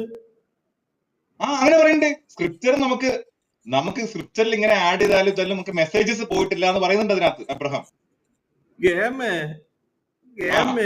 ഇനി ആ വാദം നമുക്ക് അത് വാദത്തിന് വേണ്ടി എടുത്താൽ തന്നെ അതെങ്ങനെ വേദഗ്രന്ഥമാവും? ഇപ്പൊ ഫോർ എക്സാമ്പിൾ നമുക്ക് ഇസ്ലാമിന്റെ പരിശുദ്ധത്തിൽ നോക്കാം. ഇസ്ലാമിൽ സൂറത്തുകൾ മക്കി എന്നും മദനി എന്നും പറഞ്ഞിട്ടുണ്ട്. ഇസ്ലാമിന്റെ അടിസ്ഥാന ആശയം എന്താണ്? തൗഹീദാണ്. തൗഹീദ്, ആഖിറത്ത്, റിസാലത്താണ്. ഏറ്റവും അടിസ്ഥാനപരമായിട്ട് തൗഹീദാണ്. മക്കയിലെ സൂറത്തുകൾ 86 അധ്യായങ്ങളിലും എന്തുണ്ട്? തൗഹീദിനെ കുറിച്ച് വിശദമായിട്ട് പറഞ്ഞിട്ടുണ്ട്, ആഖിറത്തിനെ കുറിച്ച് പറഞ്ഞിട്ടുണ്ട്. ഇത് ഇറങ്ങിയ വിശുദ്ധ റസൂലുള്ളാഹി സ്വല്ലല്ലാഹു അലൈഹി വസല്ലം ആദരിച്ച് പറഞ്ഞിട്ടുണ്ട്. ഓക്കെ, അപ്പൊ ഒരാള് പറയാണ് നമുക്ക് മക്കി സൂറത്ത് മാത്രം മതി എന്ന് പറഞ്ഞാൽ അത് ഖുർആൻ ആവുമോ? ഖുർആൻ ആവുമോ? മെസ്സേജ് പോയിട്ടില്ല, മെസ്സേജ് തൗഹീദ് പോയിട്ടില്ല, തൗഹീദ് നഷ്ടപ്പെട്ടിട്ടില്ലല്ലോ. അതൊക്കെ ശരിയാവും. അതായത് നിങ്ങൾ ബൈബിളിൽ എടുത്തു മാറ്റുകയോ കൂട്ടിക്കുറയ്ക്കുകയോ ചെയ്താൽ തന്നെ മെസ്സേജിൽ കൈ കടത്തപ്പെട്ടു എന്ന് തന്നെയാണ് അതിനർത്ഥം. അല്ല, അതിനാണല്ലോ കൈ കടത്തപ്പെട്ടു എന്ന് പറയുന്നത്. ഇപ്പൊ ഒരു ബാലരമയിൽ സ്ഥിരം വരുന്ന ഒരു പുസ്തകം അല്ല, പോട്ടെ ബാലരമ പോട്ടെ, ഒരു പിന്നെ എന്താ പറയാ, ഇവര് മെസ്സേജ് കിട്ടി സ്ക്രിപ്ചറിൽ. നമ്മുടെ വാദം എന്താ? സ്ക്രിപ്ചറിൽ കൈ വെച്ചാൽ തന്നെ അതിൽ ഒരു വാക്കോ ഒരു ലഫ്ലോ നിങ്ങൾ മാറ്റിയാൽ തന്നെ, എടുത്തു മാറ്റിയാൽ തന്നെ കൈ കടത്തൽ നടന്നു കഴിഞ്ഞു. അതിനർത്ഥം മെസ്സേജിലും നിങ്ങൾ കൈ വെച്ചിട്ടുണ്ട് എന്നാണ് അതിനർത്ഥം. അതല്ലാതെ നിങ്ങൾ സ്ക്രിപ്ചറിൽ കുറെ തിരുത്തി അതുകൊണ്ട് മെസ്സേജ് നഷ്ടപ്പെട്ടില്ല എന്ന് പറയാൻ ശരിയാണ്. മെസ്സേജിൽ കൈ വെച്ചില്ല എന്ന് ആരാ പറഞ്ഞത് നിങ്ങളടുത്ത്? എബ്രഹാം തന്നെ പറഞ്ഞിട്ടുണ്ട്. അതാ പറഞ്ഞത്, സലാം ഭായി ആ ഓഡിയോ കേൾപ്പിച്ചാൽ അതിന് മെസ്സേജ് അതിൽ വളരെ നന്ദി. നമ്മളെ സംസാരിക്കട്ടെ. നമസ്കാരം. ഇത് നമ്മുടെ ബൈബിള് കൂട്ടിച്ചേർത്തു കുറച്ചു എന്നൊക്കെ പറയുന്നത് ജസ്റ്റ് ഒരു നമ്മളെ കൺഫ്യൂഷൻ ചെയ്യിക്കാൻ വേണ്ടിയിട്ടാണ്. യേശു ക്രിസ്തുവിന്റെ പുസ്തകങ്ങളായിട്ടുണ്ടായിരുന്നു, കാനൂനിക ഗ്രന്ഥങ്ങളാണ്. അപ്പൊ അതിന്റെ അകത്ത് അതില് ഇതൊന്നും ഇത്ര ഡീറ്റെയിൽ ആയിട്ടൊന്നും ഇപ്പൊ സിസ്റ്ററോട് ഇപ്പൊ പറയേണ്ട കാര്യമില്ല. നമ്മളുടെ ബൈബിളിലെ മെസ്സേജ് ഇപ്പൊ ഡീറ്റെയിൽ ആയിട്ട് പറയേണ്ട ആവശ്യമില്ല. ഒന്ന് കേട്ടോ, ബജു ബ്രദർ പഴയ നിയമത്തിലും പുതിയ നിയമത്തിലൊക്കെ പറഞ്ഞ ഈ എഡിഷൻസ് പറയണേ, അതിനുശേഷം ലിയമ്മ ഇടപെടുക കേട്ടോ. നിസു കേൾക്കുന്നുണ്ടോ? കേട്ടോ, ഇതൊന്നും ഇത്ര ഡീറ്റെയിൽ ആയിട്ടൊന്നും ഇപ്പൊ സിസ്റ്ററോട് ഇപ്പൊ പറയേണ്ട കാര്യമില്ല. നമ്മളുടെ ബൈബിളിലെ മെസ്സേജ് എന്താണ്? യേശുക്രിസ്തു എന്തെങ്കിലും കോട്ട് ചെയ്തിട്ടുണ്ടോ? ആ പുസ്തകം യേശുക്രിസ്തു എന്തെങ്കിലും കോട്ട് ചെയ്തിട്ടുണ്ടോ? അത് പ്രവാചകന്മാരുടെ എഴുത്താണോ? എക്സ്ക്യൂസ് മീ, ഇത് ആദ്യം ഇവിടെ കൺഫ്യൂഷൻ മാറണം. Please you just keep quiet. Okay, ആദ്യം ഇവിടെ കൺഫ്യൂഷൻ മാറണം. അതായത് അപ്പൊ ഈ 46 സിസ്റ്ററോട് ഇപ്പൊ പറയേണ്ട കാര്യമില്ല. നമ്മളുടെ ബൈബിളിലെ മെസ്സേജ് എന്താണ്? യേശുക്രിസ്തു എന്തെങ്കിലും കോട്ട് ചെയ്തിട്ടുണ്ടോ? ആ പുസ്തകം യേശുക്രിസ്തു എന്തെങ്കിലും കോട്ട് ചെയ്തിട്ടുണ്ടോ? അത് പ്രവാചകന്മാരുടെ എഴുത്താണോ? എക്സ്ക്യൂസ് മീ, ഇത് ആദ്യം ഇവിടെ കൺഫ്യൂഷൻ മാറണം. Please you just keep quiet. Okay, ആദ്യം ഇവിടെ കൺഫ്യൂഷൻ മാറണം. അതായത് അപ്പൊ ഈ 46 പുസ്തകത്തിന്റെ അകത്ത് 7 പുസ്തകം, പഴയ നിയമത്തില് ഈ 7 പുസ്തകം ഇല്ല എങ്കിൽ തന്നെയും അല്ലെങ്കിൽ ആഡ് ചെയ്തിട്ടുണ്ടോ? എങ്ങനെ അറിയാം യേശുക്രിസ്തു അതെല്ലാം ഉപയോഗിച്ചു എന്ന് താങ്കൾക്ക് എങ്ങനെ അറിയാം? പുസ്തകങ്ങളായിട്ടുണ്ടായിരുന്നു. നമ്മളിവിടെ ഒരു ആർഗ്യുമെന്റ് വേണ്ട. താങ്കളാണ് ആർഗ്യുമെന്റ് കൊണ്ടുവരുന്നത്. ചോദിച്ച് ഞാൻ നല്ല ഉത്തരം പറഞ്ഞു. അത് എക്സ്പ്ലെയിൻ ചെയ്ത് പറഞ്ഞു. യേശുക്രിസ്തു 46 പഴയ നിയമം ഉപയോഗിക്കുന്ന എന്തെങ്കിലും തെളിവ് പറഞ്ഞിട്ടാണ്? അല്ല, ഞാൻ സിസ്റ്ററോട് ചോദിക്കട്ടെ, നിങ്ങൾ ഈ പറയുന്ന 39 പുസ്തകം ആരാണ് അതിന്റെ കാനൂനിക ഗ്രന്ഥം? അതായത് 15-ാം നൂറ്റാണ്ടിൽ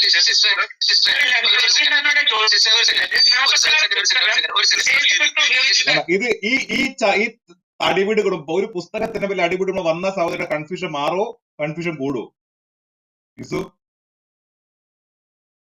നിസു ബൈബിൾ വെളിച്ചെറിഞ്ഞിട്ടുണ്ടാവും പെണ്ണുകുട്ടി.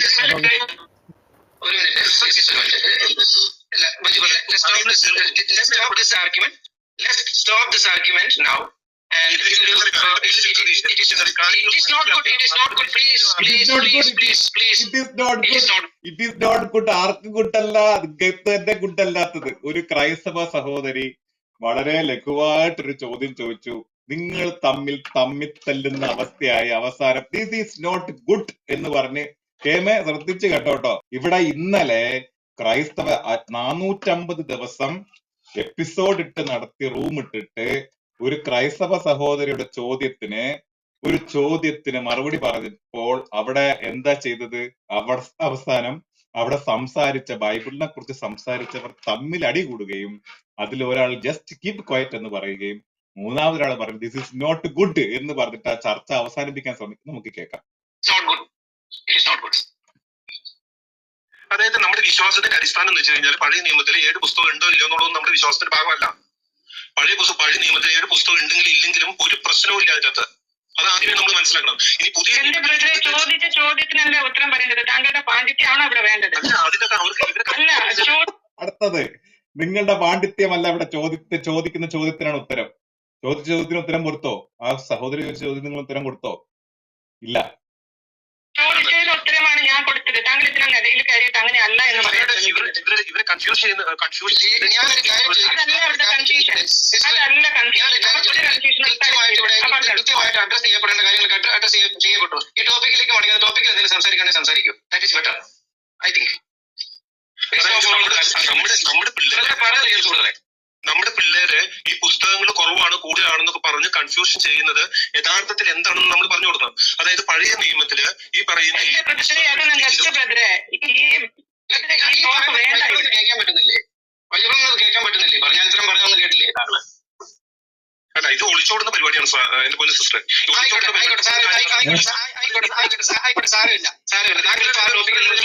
സംസാരിക്കുമ്പോൾ നിങ്ങൾ സ്റ്റോപ്പ് ചെയ്യൂ.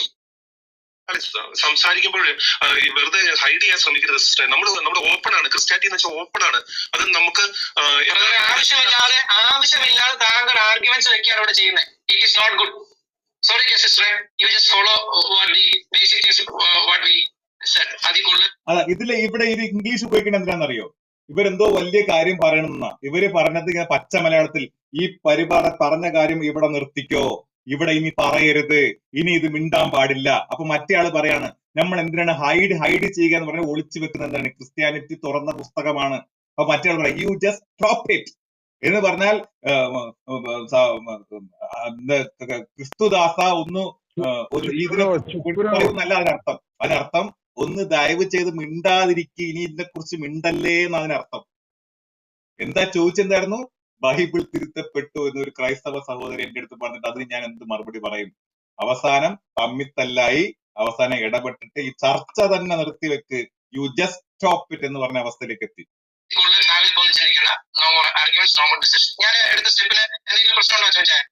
No more discussion, no more എന്താ പറയാ പ്രസന്റേഷൻ. നമ്മളുടെ ഇടയിൽ ഇതിന്റെ ഒരു ഡിസ്കഷന്റെ ആവശ്യമില്ല. ഊക്കളെ ഇടപെട്ട് ഊക്കളൊക്കെ നമ്മുടെ ഇതിൽ ചർച്ചയുടെ ആവശ്യമില്ല. എന്താണ് കഷ്ടം, എന്ത് ദുരന്തമാണ് ആലോചിക്കുക. ഒരു നിങ്ങൾ ഇത് പിന്നെ എങ്ങനെയൊക്കെ ഈ ക്രൈസ്തവർ ഈ ക്രൈസ്തവ സഹോദരൻ ഇസ്ലാമിനെ കുറിച്ച് പഠിക്കാതിരിക്കും? എങ്ങനെ പഠിക്കാതിരിക്കും? നിങ്ങളുടെ സ്വന്തം കയ്യിലുള്ള 2 പുസ്തകങ്ങൾ 73 ഉണ്ട്, 66 ഉണ്ട്. അതുമായി ബന്ധപ്പെട്ടൊരു ചോദ്യം ചോദിച്ചപ്പോഴത്തേക്കും നിങ്ങൾ ഇങ്ങനെ കടന്ന് ഉരുട്ടുക. എന്നിട്ട് രാവിലെ മുതൽ വൈകുന്നേരം വരെ ഇസ്ലാമിനെ പ്രവാചകൻ. നിങ്ങൾ ഇപ്പൊ എങ്ങനെ പറഞ്ഞ് നിങ്ങൾ സ്വയം നശിച്ചു പോത്തേ ഉള്ളൂ. KM നിങ്ങൾ ഇങ്ങനെ സ്വയം പറഞ്ഞ് നശിച്ചു പോത്തേ ഉള്ളൂ. അല്ല, ഇനിയിപ്പോ നമുക്ക് ഇവരെ വീക്ക്നെസ് എവിടാന്ന് മനസ്സിലാക്കി കഴിഞ്ഞു. ഇതിങ്ങനെ ചോദിച്ചാൽ മതി, നിങ്ങളെ പുസ്തകം തിരുത്തിയില്ലേ. ഞാൻ തൃത്തം ചോദിക്കുന്നതിന്റെ കൂടെ നിങ്ങളെ പുസ്തകം തിരുത്തിയില്ല ചോദിച്ചു. അതെ, ഇത് തിരുത്തുക എന്ന് പറഞ്ഞാൽ നിങ്ങൾ ശ്രദ്ധിച്ചു, തിരുത്തുക എന്ന് പറഞ്ഞാൽ ആ നിലവിലുള്ളതിൽ നിന്ന് എടുത്തു മാറ്റുന്നതും തിരുത്തലാണ്, ഉള്ളതിൽ കൂട്ടിച്ചേർക്കുന്നതും തിരുത്തലാണ്. ഉള്ളതിൽ കൂട്ടിച്ചേർത്തതിനും തിരുത്തിന് തെളിവുണ്ട്, നിലവിലുള്ളതിൽ നിന്ന് എടുത്തു മാറ്റിയതിനും തെളിവുണ്ട്. ഇതിനെയാണ് തിരുത്തുക, കൈകടത്തുക, മാനിപ്പുലേറ്റ് ചെയ്യുക എന്നൊക്കെ പറയുക. അതിന് കൃത്യമായ രേഖയുണ്ട്, കൺമുന്നിൽ വ്യക്തമായ തെളിവുകളുണ്ട്. അപ്പോ ഇതിനെ കുറിച്ച് ചോദിച്ച ചോദ്യത്തിന് പിന്നീട് അവിടെ തർക്കമുണ്ടായി. അത് പിന്നെ പ്രശ്നമായി. പിന്നെ ഇവര് രണ്ടാമത്തെ ഭാഗമാണ് മെസ്സേജ് കിട്ടി പുസ്തകം മാറിയിട്ടില്ല. പുസ്തകം ആഡ് ചെയ്താലും കൂട്ടിക്കുറച്ചാലും മെസ്സേജിന് കൃത്രിമം വന്നു എന്നല്ല അതിനർത്ഥം. നിസുവിന് വേറൊരു കാര്യം അറിയോ? ഈ യഹൂദ ക്രിസ്ത്യാനികൾ എന്ന് പറഞ്ഞ സന്ദർഭം അറിയാവോ? യഹൂദ ക്രിസ്ത്യാനികൾ അതിന് മുമ്പ് കേട്ടിട്ടുണ്ട്. യഹൂദ ക്രിസ്ത്യാനികൾ എന്ന് പറഞ്ഞിട്ട് നമ്മൾ തന്നെ ഏതോ ചർച്ച ചെയ്തിട്ടുണ്ടല്ലോ. യഹൂദ ക്രിസ്ത്യാനികൾ എന്ന് പറഞ്ഞാൽ ആരാണെന്ന് അറിയോ? നമ്മൾ ചർച്ച ചെയ്തിട്ടുണ്ട്, നമ്മുടെ റൂമിൽ എവിടെയോ ഒന്ന് ചർച്ച ചെയ്തിട്ടുണ്ട്. യഹൂദ ക്രിസ്ത്യാനികളെ ലഘുവായിട്ട് പറഞ്ഞാൽ യഹൂദന്മാരാണ്, പഴയ നിയമം അംഗീകരിക്കുന്നവരാണ്, ഒപ്പം ക്രിസ്തുവിനെ അംഗീകരിക്കുന്നവരാണ്. ഓക്കെ, ഈ യഹൂദ ക്രിസ്ത്യാനികൾ പൗലോസിനെ അപ്പോസ്തലനല്ല എന്ന് പറയുന്ന രംഗം വേണോ? അതെവിടെയാ? അടിപൊളി, ഇപ്പൊ തരാം.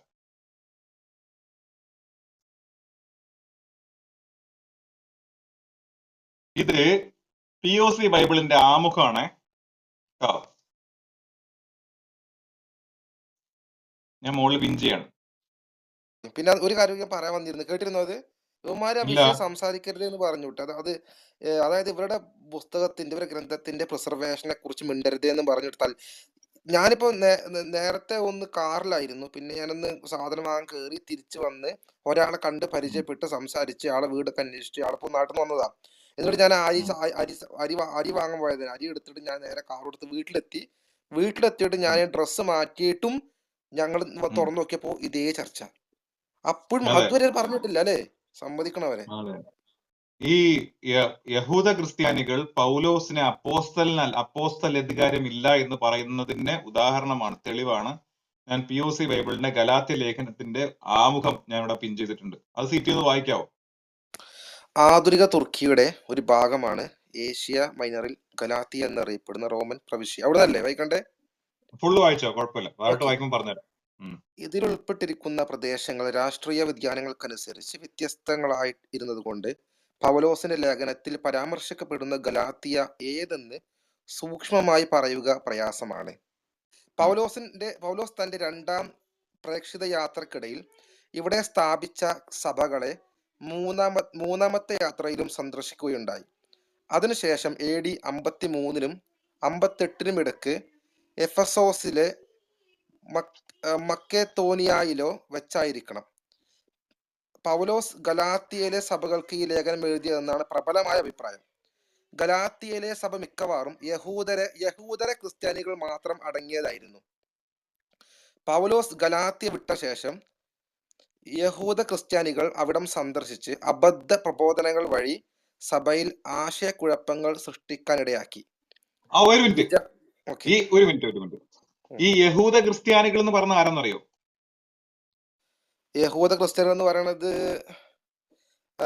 യേശുവിന്റെ ശിഷ്യന്മാരിൽ നിന്ന്, അപ്പോസ്തലന്മാരിൽ നിന്ന് ഡയറക്റ്റ് ദീൻ പഠിച്ചവർ, അവരാണ് യഹൂദ ക്രിസ്ത്യാനികൾ. മനസ്സിലായി. അവരെ കുറിച്ച് എന്താ ഇവിടെ പറയുന്നത്? അബദ്ധ സുവിശേഷം പഠിപ്പിച്ചു എന്നാണ്. എങ്ങനെയുണ്ട്? ഒന്നുകൂടി വായിക്കാം. പൗലോസ് ഗലാത്യ വിട്ടതിന് ശേഷം യഹൂദ ക്രിസ്ത്യാനികൾ അവിടെ സന്ദർശിച്ച് അബദ്ധ പ്രബോധനങ്ങൾ വഴി സഭയിൽ ആശയക്കുഴപ്പങ്ങൾ സൃഷ്ടിക്കാനിടയാക്കി. ബാക്കി വായിക്കട്ടെ. ഓക്കെ. വിജാതീയനായ ഒരാൾ ക്രിസ്ത്യാനിയാകണമെങ്കിൽ മോശയുടെ നിയമങ്ങൾ അനുസരിക്കണമെന്നും യഹൂദ ആചാരങ്ങളൊക്കെയും പാലിക്കണമെന്നും പരിച്ഛേദനത്തിന് വിധേയമാകണമെന്നും ചുരുക്കത്തിൽ ഒരു യഹൂദനാകണമെന്നും അവർ നിർബന്ധിച്ചു. ഇത് മറ്റേ അപ്പോസ്തലന്മാരല്ലേ? അയ്യോ. ഇവരുടെ സ്വാധീനത്താലും സമ്മർദ്ദത്താലും പരിച്ഛേദനം സ്വീകരിച്ച ഗലാത്യക്കാർ മറ്റുള്ളവരെയും അതിന് പ്രേരിപ്പിച്ചുകൊണ്ടിരുന്നു. യഹൂദാചാരവാദികളാകട്ടെ പൗലോസിന്റെ അധികാരത്തെ തന്നെയും ചോദ്യം ചെയ്യാൻ തുടങ്ങി.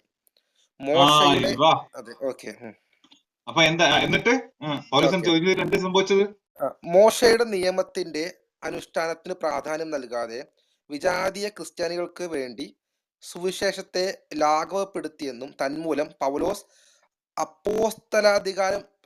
അപ്പോസ്തലാധികാരമില്ലെന്നും അവർ വാദിച്ചു. ആര് വാദിച്ചു പറയണം? അത് ശരിക്കുള്ള അപ്പോസ്തലന്മാർ, യേശു ശിഷ്യന്മാർ, യഹൂദ ക്രിസ്ത്യാനികൾ. അതായത് നിങ്ങൾ ശ്രദ്ധിക്കണം, അതായത് യേശുവിന്റെ ശിഷ്യന്മാരുടെ ദഅവത്ത് കൃത്യമായി നടപ്പിലാക്കുന്ന യഹൂദ ക്രിസ്ത്യാനികൾ അവിടെ ഉണ്ട്. അതിന് വിപരീതമായി പഠിപ്പിക്കുന്ന പൗലോസിന്റെ സുവിശേഷവും അവിടെ ഉണ്ട്. പൗലോസ് ക്രിസ്തുവിന്റെ സുവിശേഷമല്ല പഠിപ്പിക്കുന്നത് എന്നതിന് ഏറ്റവും വ്യക്തമായ തെളിവാണ് ഈ ഗലാത്യ ലേഖനത്തിന്റെ ആമുഖം. ബാക്കി വായിക്കണോ? എന്നിട്ടാണ് അതിന് ഈ ഗലാത്യ ലേഖനത്തിന് അത് പറയുന്നത്. ഞാൻ പറയാത്ത മറ്റൊരു സുവിശേഷം ഇവിടെ ആര് കൊണ്ടുവന്നാലും നിങ്ങൾ സ്വീകരിക്കരുത്, സ്വർഗത്തിൽ നിന്നൊരു ദൂതനാന്ന് പറഞ്ഞാലും സ്വീകരിക്കരുത് പറയുന്നുണ്ട് ഗലാത്യ ലേഖനത്തിൽ. വായിച്ചോ. ലേഖനത്തിന്റെ ആദ്യ ഭാഗത്ത് മുഖ്യമായും ഇത്തരക്കാർക്കെതിരെയാണ് പൗലോസ് ഗലാത്യർക്കുള്ള ലേഖനം. ആർക്കെതിരെ? ശിഷ്യന്മാരും നേരിട്ട് പഠിച്ച ആൾക്കാര്. അവർക്കെതിരെയാണ് എന്ത് എഴുതിയിട്ടുള്ളത്? ഗലാത്യ ലേഖനം രചിച്ചത്. ലേഖനത്തിന്റെ ആദ്യ ഭാഗത്ത് പൗലോസ് തന്റെ അപ്പോസ്തല അധികാരത്തിന് തെളിവ് നിരത്തുന്നു. ഇതിപ്പോ എടുത്തു കളഞ്ഞത് ഇപ്പൊ ആരാണ്? 73 പുസ്തകമുള്ള ആളുകളാണോ അതാ 66 വെട്ടിച്ചുരുക്കിയ ആളുകളാണോ? ആരാണ് ഇപ്പൊ ഇത്?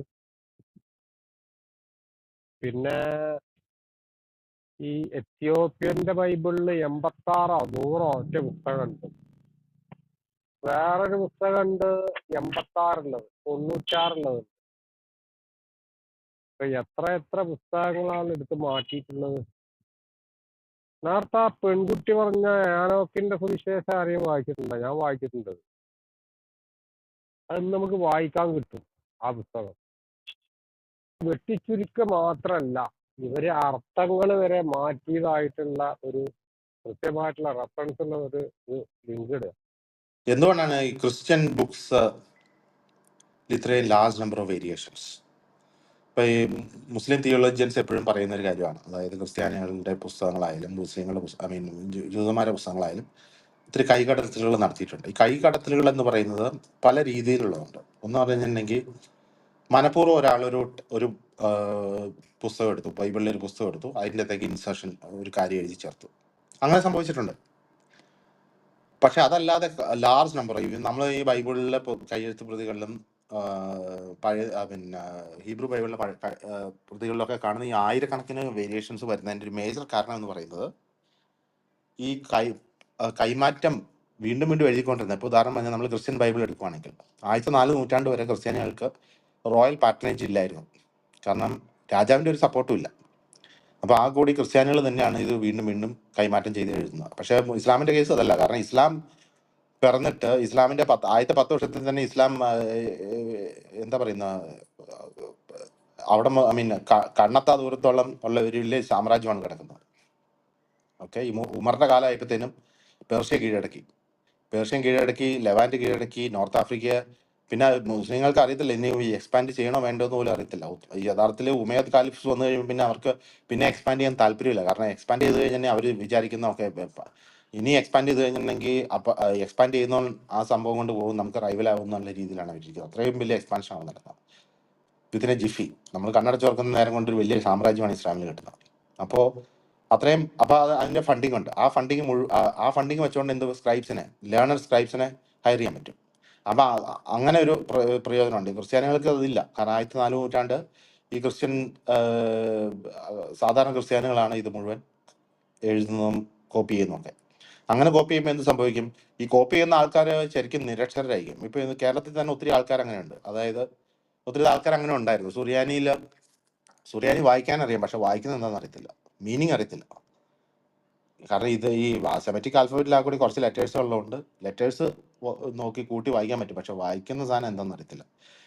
അപ്പോൾ അങ്ങനെ വന്നു കഴിഞ്ഞപ്പോൾ എന്ത് സംഭവിക്കുമെന്ന് വെച്ചിട്ടുണ്ടെങ്കിൽ കോപ്പി ചെയ്യുന്ന സാധനം ശരിയാണോ തെറ്റാണോ എന്ന് അറിയത്തില്ല. നേരത്തെ കിട്ടിയ സാധനം അതേപടി കോപ്പി ചെയ്ത് വെക്കും. അപ്പോൾ ആരെങ്കിലും ഉണ്ടാക്കുന്ന എറേഴ്സ് ഇങ്ങനെ പരമ്പരയായിട്ട് ട്രാൻസ്മിറ്റ് ചെയ്ത് പുസ്തകങ്ങളിലെല്ലാം കൂടും.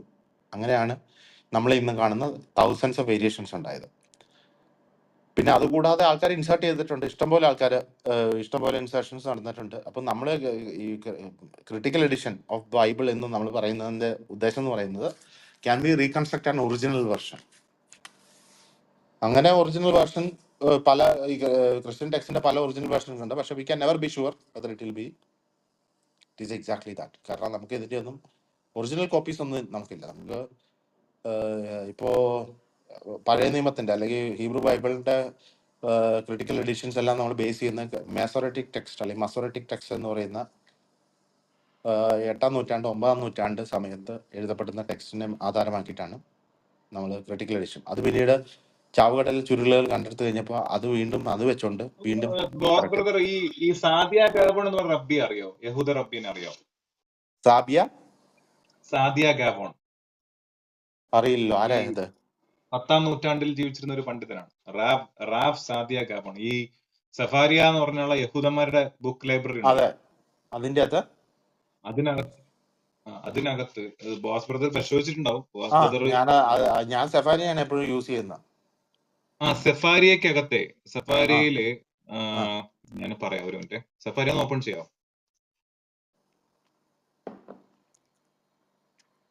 ഓക്കെ, ഓപ്പൺ ചെയ്തു. എൻ്റെ ആപ്പ് ഉണ്ട് അതിന്റെ. Very good. എന്റെ ആപ്പ് അല്ല, എന്റെ വെബ്സൈറ്റ് ആണ്. അതിനകത്ത് ഈ തനാഖ് അല്ലേ, ഫസ്റ്റ് ഹെഡിങ് തനാഖ് അല്ലേ? തനാഖ്. തനാഖ് ക്ലിക്ക് ചെയ്യുമ്പോ തനാഖിനകത്ത് ആദ്യം തോറയുണ്ട്, ഓക്കെ, പ്രോഫറ്റ്സ്, പിന്നെ പ്രൊഫറ്റ്സ് ഉണ്ട്, പിന്നെ താഴോട്ട് വരുമ്പോ റൈറ്റിംഗ്സ് ഉണ്ട്, പിന്നെ താഴോട്ട് വരുമ്പോ ഈ തർഗൂം ഉണ്ട്. തർഗൂമിന്റെ മൂന്നാമത്തെ ഹെഡിങ് ആണ് തഫ്സീർ റസാഖ്. തഫ്സീർ റസാഖ്. അത് Raf Sadiya Gabon, influential 10th century translation of the Torah into the Arabic using Hebrew characters. Okay, അതിനകത്ത് ആകെ ഈ പഞ്ചപുസ്തകങ്ങളുടെ മാത്രമേ ഉള്ളൂ കേട്ടോ.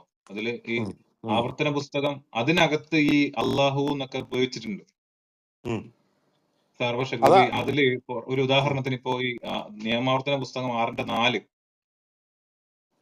നോക്കുമ്പോ 6:4 തഫ്സീർ റസാഖ് നിയമാവർത്തനം Deuteronomy 6:4. Know that Israel, that Allah is our Lord, Allah is one. അതിന്റെ ഹിബ്രുവിലും അള്ളാഹ് തന്നെയാണ് ഇരിക്കുന്നത്. ഹിബ്രുവിലും എനിക്ക് ഹിബ്രു അറിയില്ല. ഒരു സെക്കൻഡ് വായിക്കാം. അല്ലാഹ്, ഐ മീൻ വവൽസ് എഴുതിയിട്ടില്ല. ആലിഫ് ലാമദ് ഹേ, അല്ലാഹ്. പക്ഷേ വവൽസ് എഴുതിയിട്ടില്ല. അപ്പൊ പക്ഷെ ഞാൻ പറഞ്ഞത് ഞാനത് ആദ്യം നമ്മൾ 8th or 9th centuryയുടെ കാര്യം പറഞ്ഞപ്പോഴേ ചോദിച്ചത്. 10th century ജീവിച്ചിരുന്ന സാദിയ ഗാവോണിനെ കുറിച്ച് പറഞ്ഞിട്ടുണ്ട്. എനിക്കറിയാം, അദ്ദേഹം വളരെ ഇൻഫ്ലുവൻഷ്യൽ ലീഡറാണ് 10th നൂറ്റാണ്ടിൽ. അല്ല, ഞാൻ പറയാം, ഇപ്പൊ ഈ എലോഹിം ആലാഹ, എലോഹ് എന്ന് ഹീബ്രുവിലും ആലാഹ എന്ന് സുറിയാനിയിലും ഇലാഹ് എന്ന് അറബിയിലുണ്ട്. അത് കോഗ്നേറ്റ് ആണ്. കോഗ്നേറ്റ് എന്ന് പറഞ്ഞാൽ ഒരേ ഒറിജിൻ ആണ്. ആ കൂടി വവൽ ഷിഫ്റ്റ്സ് നമ്മൾ സംസാരിക്കുമ്പോൾ ഏറ്റവും ആദ്യം ചേഞ്ച് ചെയ്യപ്പെടുന്ന ഇപ്പൊ പല ജനറേഷൻസ് കടന്നു പോകുമ്പോൾ ഏറ്റവും ആദ്യം ഷിഫ്റ്റ് സംഭവിക്കുന്നത് വവൽസിനാണ്. ഇപ്പോ എന്താ പറയുന്ന പൊട്ടറ്റോ എന്നുള്ളത് പട്ടറ്റോ, സ്റ്റോപ്പ് എന്ന് പറഞ്ഞാൽ സ്റ്റാപ്പ്. അപ്പൊ അമേരിക്കൻസ് പറയുന്നില്ല സ്റ്റോപ്പ് എന്നുള്ളതിന് സ്റ്റാപ്പ് എന്ന് പറയും. അപ്പോൾ എന്ന് പറയും. അപ്പോൾ വവൽ ഷിഫ്റ്റ്സ് ആണ് എപ്പോഴും ഏറ്റവും ആദ്യം സംഭവിക്കുന്ന സംഭവം. അപ്പോൾ ആ രീതി പറയുമ്പോൾ ഇലാഹ്, ആലാഹ, എലോഹ് ഇതെല്ലാം കോഗ്നേറ്റ് ആണ്. പക്ഷേ അല്ലാഹ് എന്ന് പറയുമ്പോൾ അതിൻ്റെ എന്താ പ്രശ്നം എന്ന് വെച്ചിട്ടുണ്ടെങ്കിൽ ലാമത് 2 തവണ വരുന്നുണ്ട്. ലാമത് 2 തവണ വരുന്നത് നമ്മൾ വേറെ ഒരിടത്തും കാണുന്നില്ല. അപ്പോൾ അതൊരു പെക്യൂലിയർ ഇതാണ്. പക്ഷെ അത് ഇവിടെ ആലിഫ് ലാമദ് ഹേ അങ്ങനെ എഴുതിയിരിക്കുന്നത്. 2 സ്പെസിഫിക് വേർഡ് ആണ്. അത് ഞാൻ ആരെങ്കിലും അറിയുന്ന ആളോട് ചോദിക്കാൻ വേണ്ടി വെയിറ്റ് ചെയ്യായിരുന്നു. അതില് താങ്കൾക്ക് അത് ഒതന്റിക് ആയതുകൊണ്ട് ചോദിച്ചതേ ഉള്ളൂ. ഞങ്ങൾ ആ വിഷയം ഹാൻഡിൽ ചെയ്യുന്നതുകൊണ്ട് ചോദിച്ചതേ ഉള്ളൂ.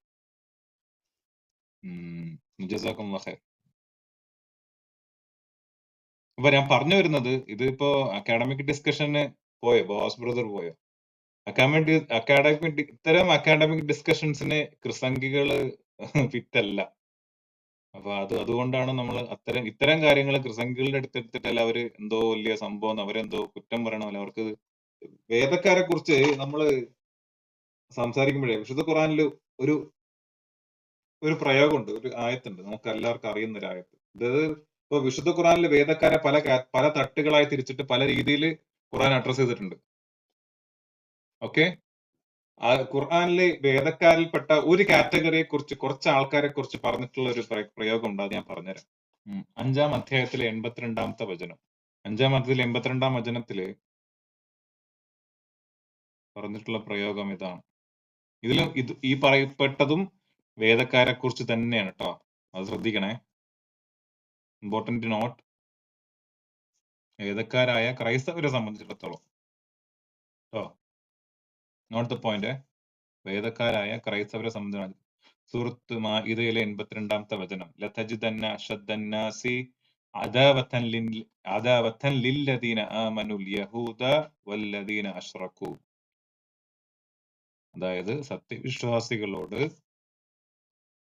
ജനങ്ങളിൽ ഏറ്റവും കടുത്ത ശത്രുതയുള്ളവർ യഹൂദവരും ബഹുദൈവ വിശ്വാസികളുമാണ്.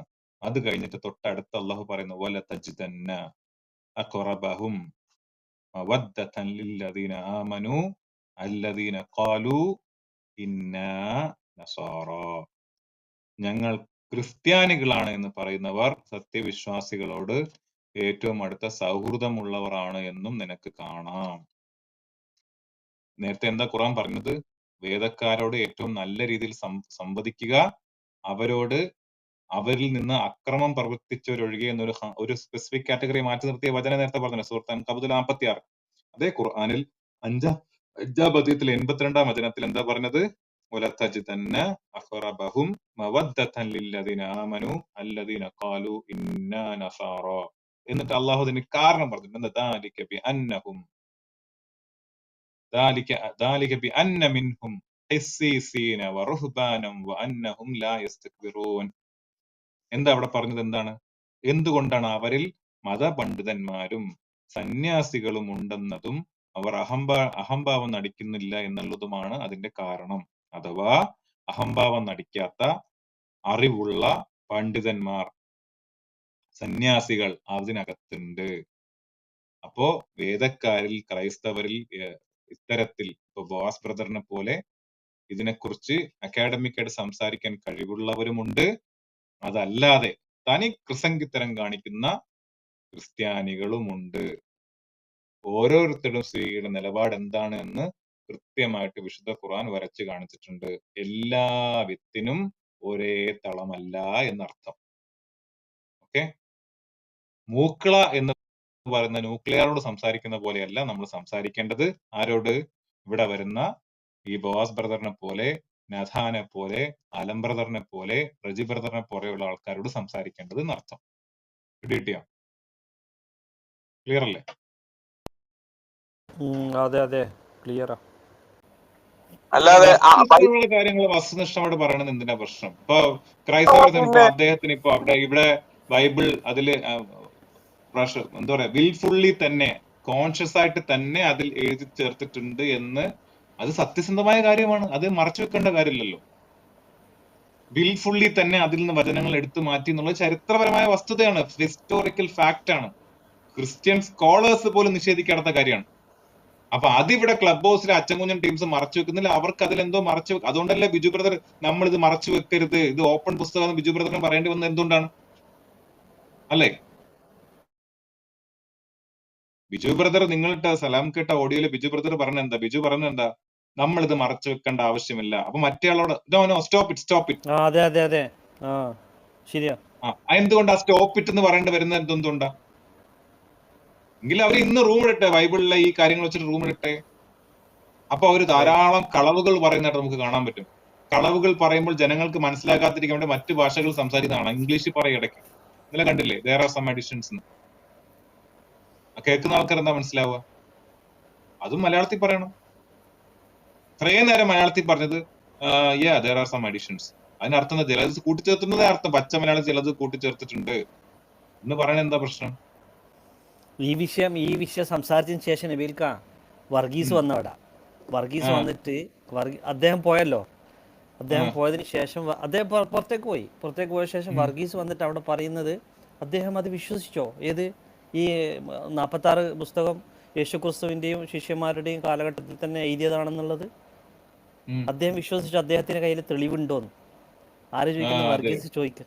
ആ ചോദ്യം അവിടെ പിന്നെ ഫുൾ സ്റ്റോപ്പ് ചെയ്ത്, പിന്നെ അതിന് ശേഷം സംസാരിച്ചിട്ടില്ല.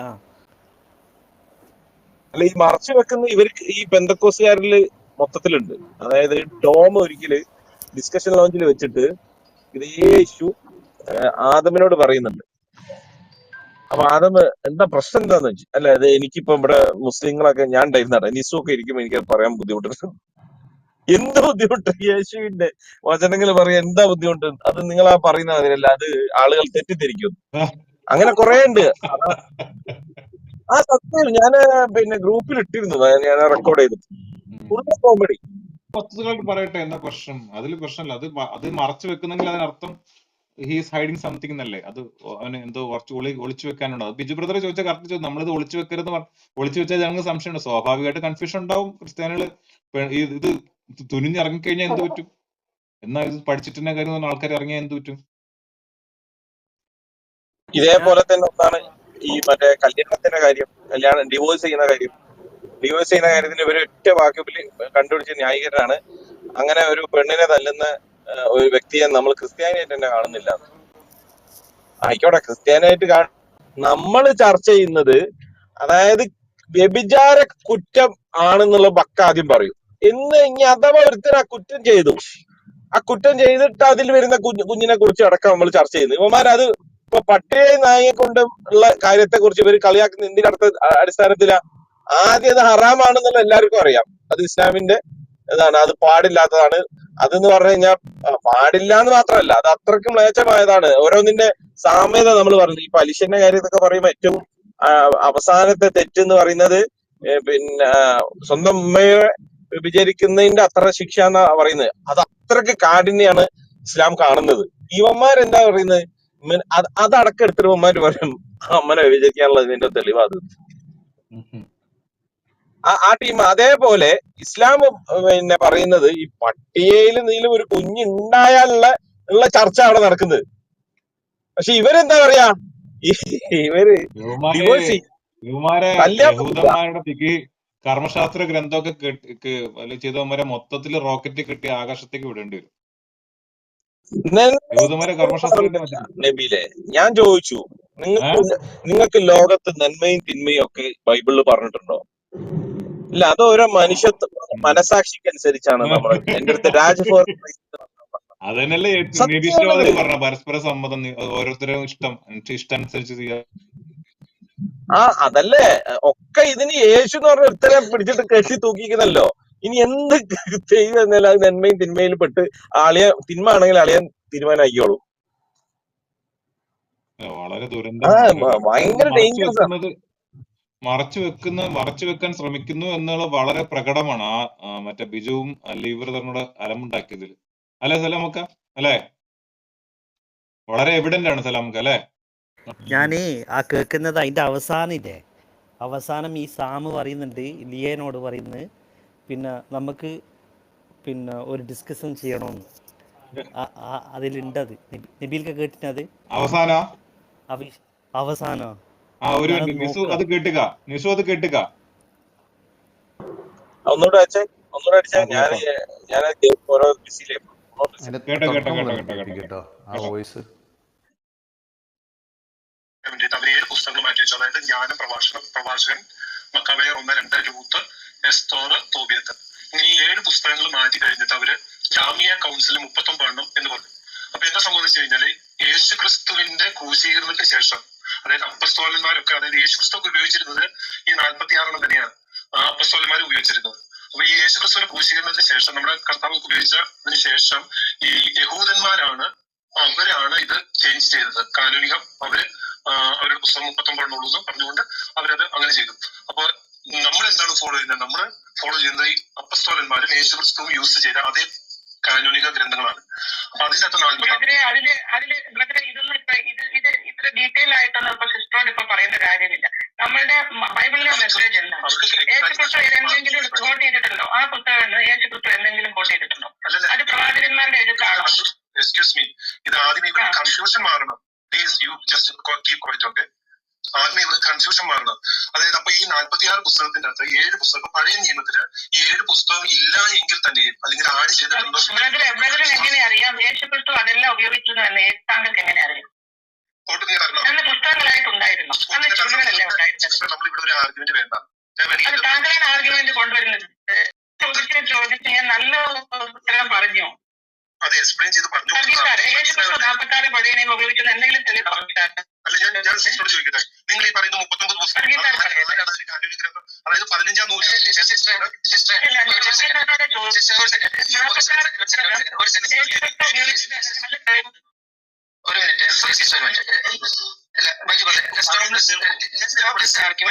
let's stop this argument now.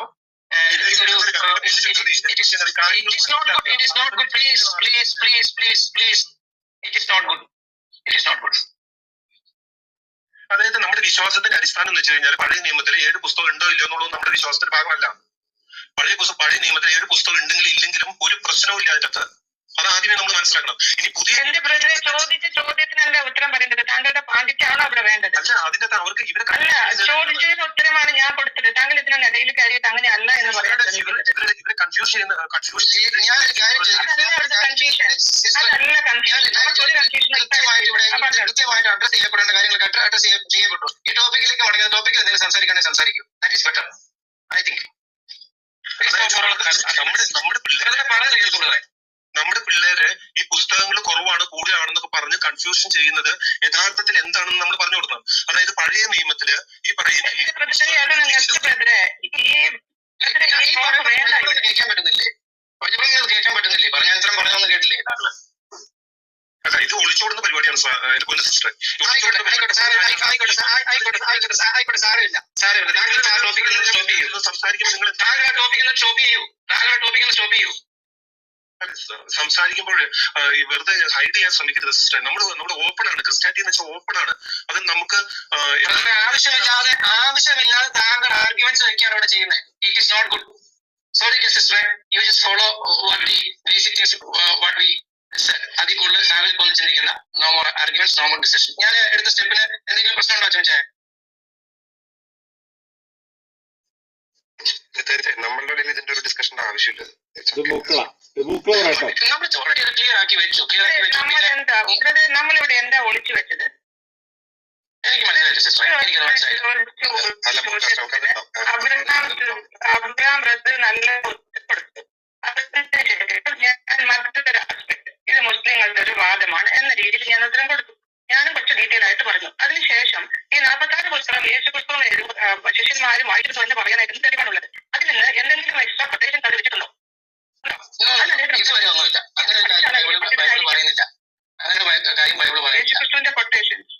യേശുക്രിസ്തുവിന്റെ കൊട്ടേഷൻ അതിന്റെ ഉള്ളിൽ നിന്ന് ഈ എക്സ്ട്രാ കാനോനിക്കൽ പുസ്തകത്തിൽ നിന്ന് എവിടെയെങ്കിലും ഉള്ളതായിട്ട് ഇവിടെയുള്ള ബൈബിൾ പഠിച്ച പണ്ഡിതന്മാർക്ക് ആർക്കെങ്കിലും പറയാമോ?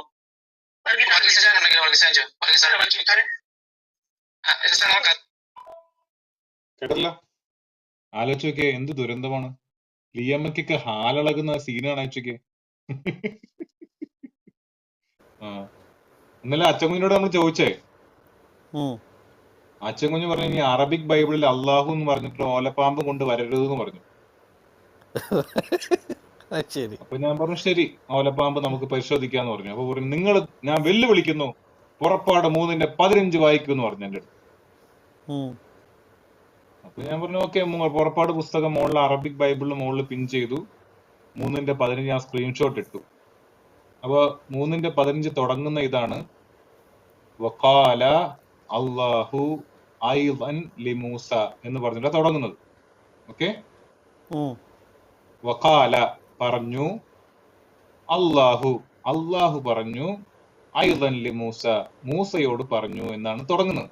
മൂസയോട് അല്ലാഹു പറഞ്ഞു എന്ന് പറഞ്ഞിട്ട്. ഓക്കെ, ആ വചനം തുടങ്ങുന്നത് അങ്ങനെയാണേ. അപ്പൊ ഞാൻ ചോദിച്ചു, അച്ചൻകുഞ്ഞിന്റെ വാദപ്രകാരം അല്ലാഹു എന്ന് പറയുന്നത് ഒരു ഗോത്ര ദൈവത്തിന്റെ പേരാണോ?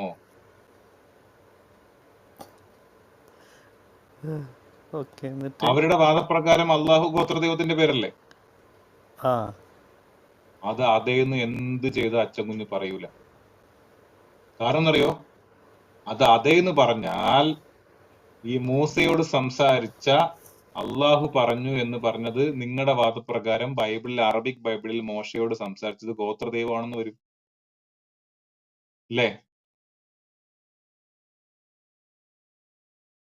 അതെ. അതെന്ത് ചെയ്ത അവിടെയാണ് കടന്ന് പെരട്ടുന്നത്. അച്ചൻകുഞ്ഞൊരു മണിക്കൂറോളം ആ ചോദ്യത്തിന് മറുപടി പറഞ്ഞതേ ഇല്ല. ഞാൻ അവസരം സെബാസ്റ്റ്യൻ മുന്നക്കൽ ചോദിക്കുന്നുണ്ട്. സെബാസ്റ്റ്യൻ മുന്നക്കലിന്റെ വാദം എങ്ങനെയാണ്? ഖുറൈശി ബഹുദൈവ മതത്തിലെ ഒരു ഗോത്രദൈവമല്ലേ അള്ളാഹു? ആ അള്ളാഹു എന്നെങ്കിലും വാദമുണ്ടോ? അതായത് മക്കയിലും മദീനയിലും എന്ന് പറഞ്ഞിട്ട് വീണ്ടും അത് തന്നെ പറയും പഠിച്ചത്. നമ്മൾ അതല്ല ചോദിച്ചത്. നിങ്ങളുടെ വാദപ്രകാരം അള്ളാഹു എന്നത് ഗോത്രദൈവമാണോ? ഇനി ആ ഗോത്രദൈവത്തിന്റെ പേരാണോ അവിടെ യഹ്വഹ് എന്ന് പറഞ്ഞിട്ടുള്ളത്? പുള്ളിയുടെ വാദം എന്താ? അവിടെ യഹ്വഹ് എന്ന് പറഞ്ഞിട്ടുള്ളത് വാദം എത്തിക്കാനാണ്. അപ്പൊ ആദ്യം കാല അള്ളാഹു, ഇപ്പം അറബിയിൽ ദൈവത്തിന് പൊതുവെ പറയുന്ന പേരാണെങ്കിൽ ഇലാഹ് എന്ന് പറഞ്ഞാൽ പോരെ.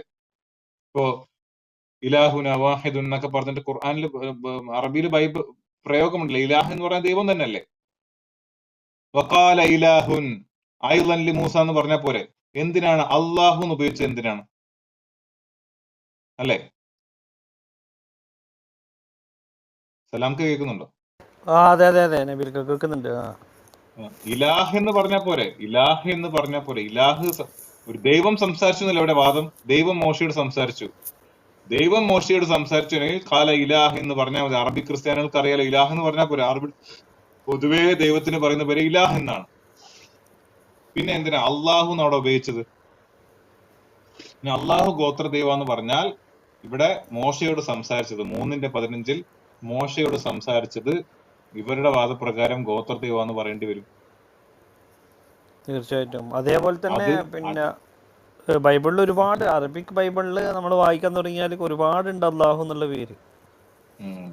ആ ആദിയിൽ വചനം ഉണ്ടായിരുന്നു, വചനം ദൈവത്തോടു കൂടെ ആയിരുന്നു. അതെല്ലാം അല്ല അവര് കൊണ്ടുവരുന്ന വചനം വെച്ചെന്നെ ചോദിച്ചിട്ട് അവസാനം ന്യൂക്ലിയർ കീറിട്ട് പൂര തെറിപ്പാട്ടായിരുന്നു അവസാനം.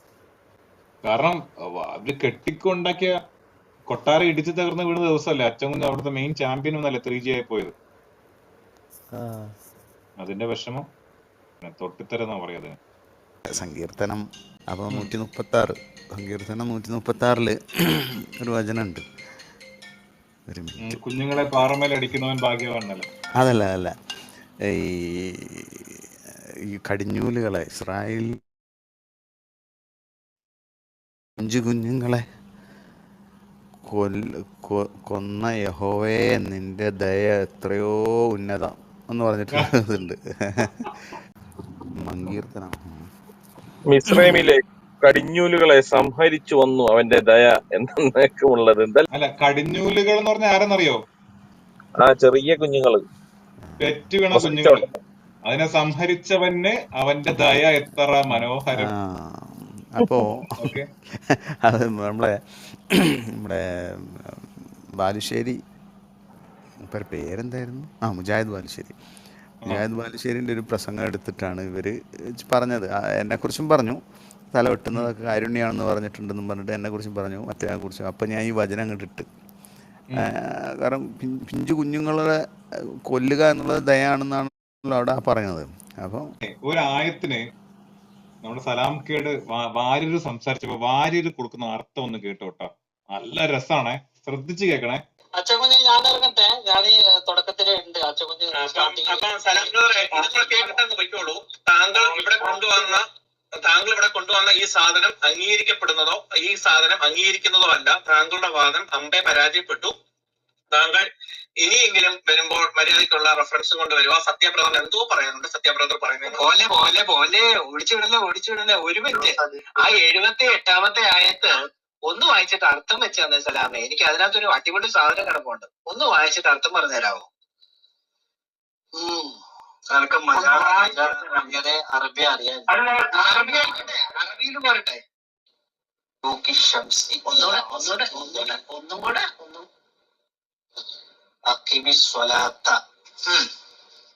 അർത്ഥം താങ്കളൊന്ന് വായിച്ചെടുത്ത താങ്കൾക്ക് അറിയാലോ.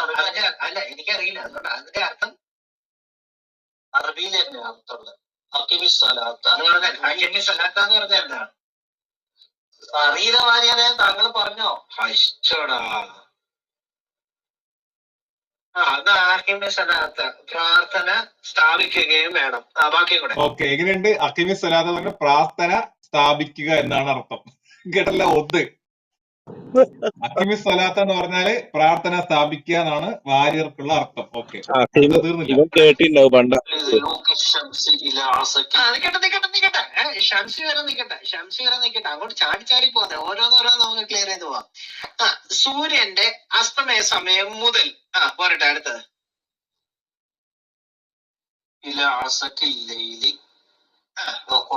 രാത്രിയുടെ ഇരുട്ട് വരെയും. ബാക്കി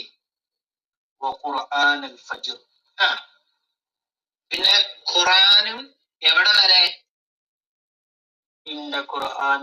എവിടെ വരെ? രാവിലെ വരെ, വെളുപ്പിനെ വരെ. പിന്നെ ഖുറാന് പറയട്ടെ. അപ്പൊ ഇങ്ങനെയാണോ നിങ്ങൾ നിസ്കരിക്കുന്നത്? അതായത് സൂര്യൻ അസ്തമിക്കുന്ന സമയം മുതൽ പിറ്റേ ദിവസം രാവിലെ വരെ നിങ്ങൾ നിസ്കരിച്ച് ഖുർആൻ ഓതിക്കൊണ്ടിരിക്കുകയാണോ? ഇങ്ങനെയാണോ നിസ്കരിക്കുന്ന എങ്ങനെയുണ്ട്? അഖിമി സ്വലാത്ത ലിദുലൂഖി ശംസി ഇലാ ഗസഖിൽ ലൈലി വ ഖുർആനൽ ഫജ്രി ഇന്ന ഖുർആനൽ ഫജ്രി കാന മഷ്ഹൂദ എന്ന ആയത്തിന് വാര്യറിന്റെ അർത്ഥം എന്താ? സൂര്യാസ്തമയം മുതൽ രാവിലെ വരെ നിസ്കരിച്ച് ഖുർആൻ ഓതിക്കൊണ്ടേ ഇരിക്കുക എന്നാണ് ആരർത്ഥം കൊടുക്കുന്നത്?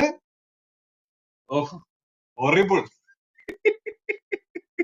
ഇതാണ് വാര്യറിന്റെ അറബി പരിജ്ഞാനം. എങ്ങനെയുണ്ട്? പൊളിയല്ലേ? എങ്ങനെയുണ്ട്?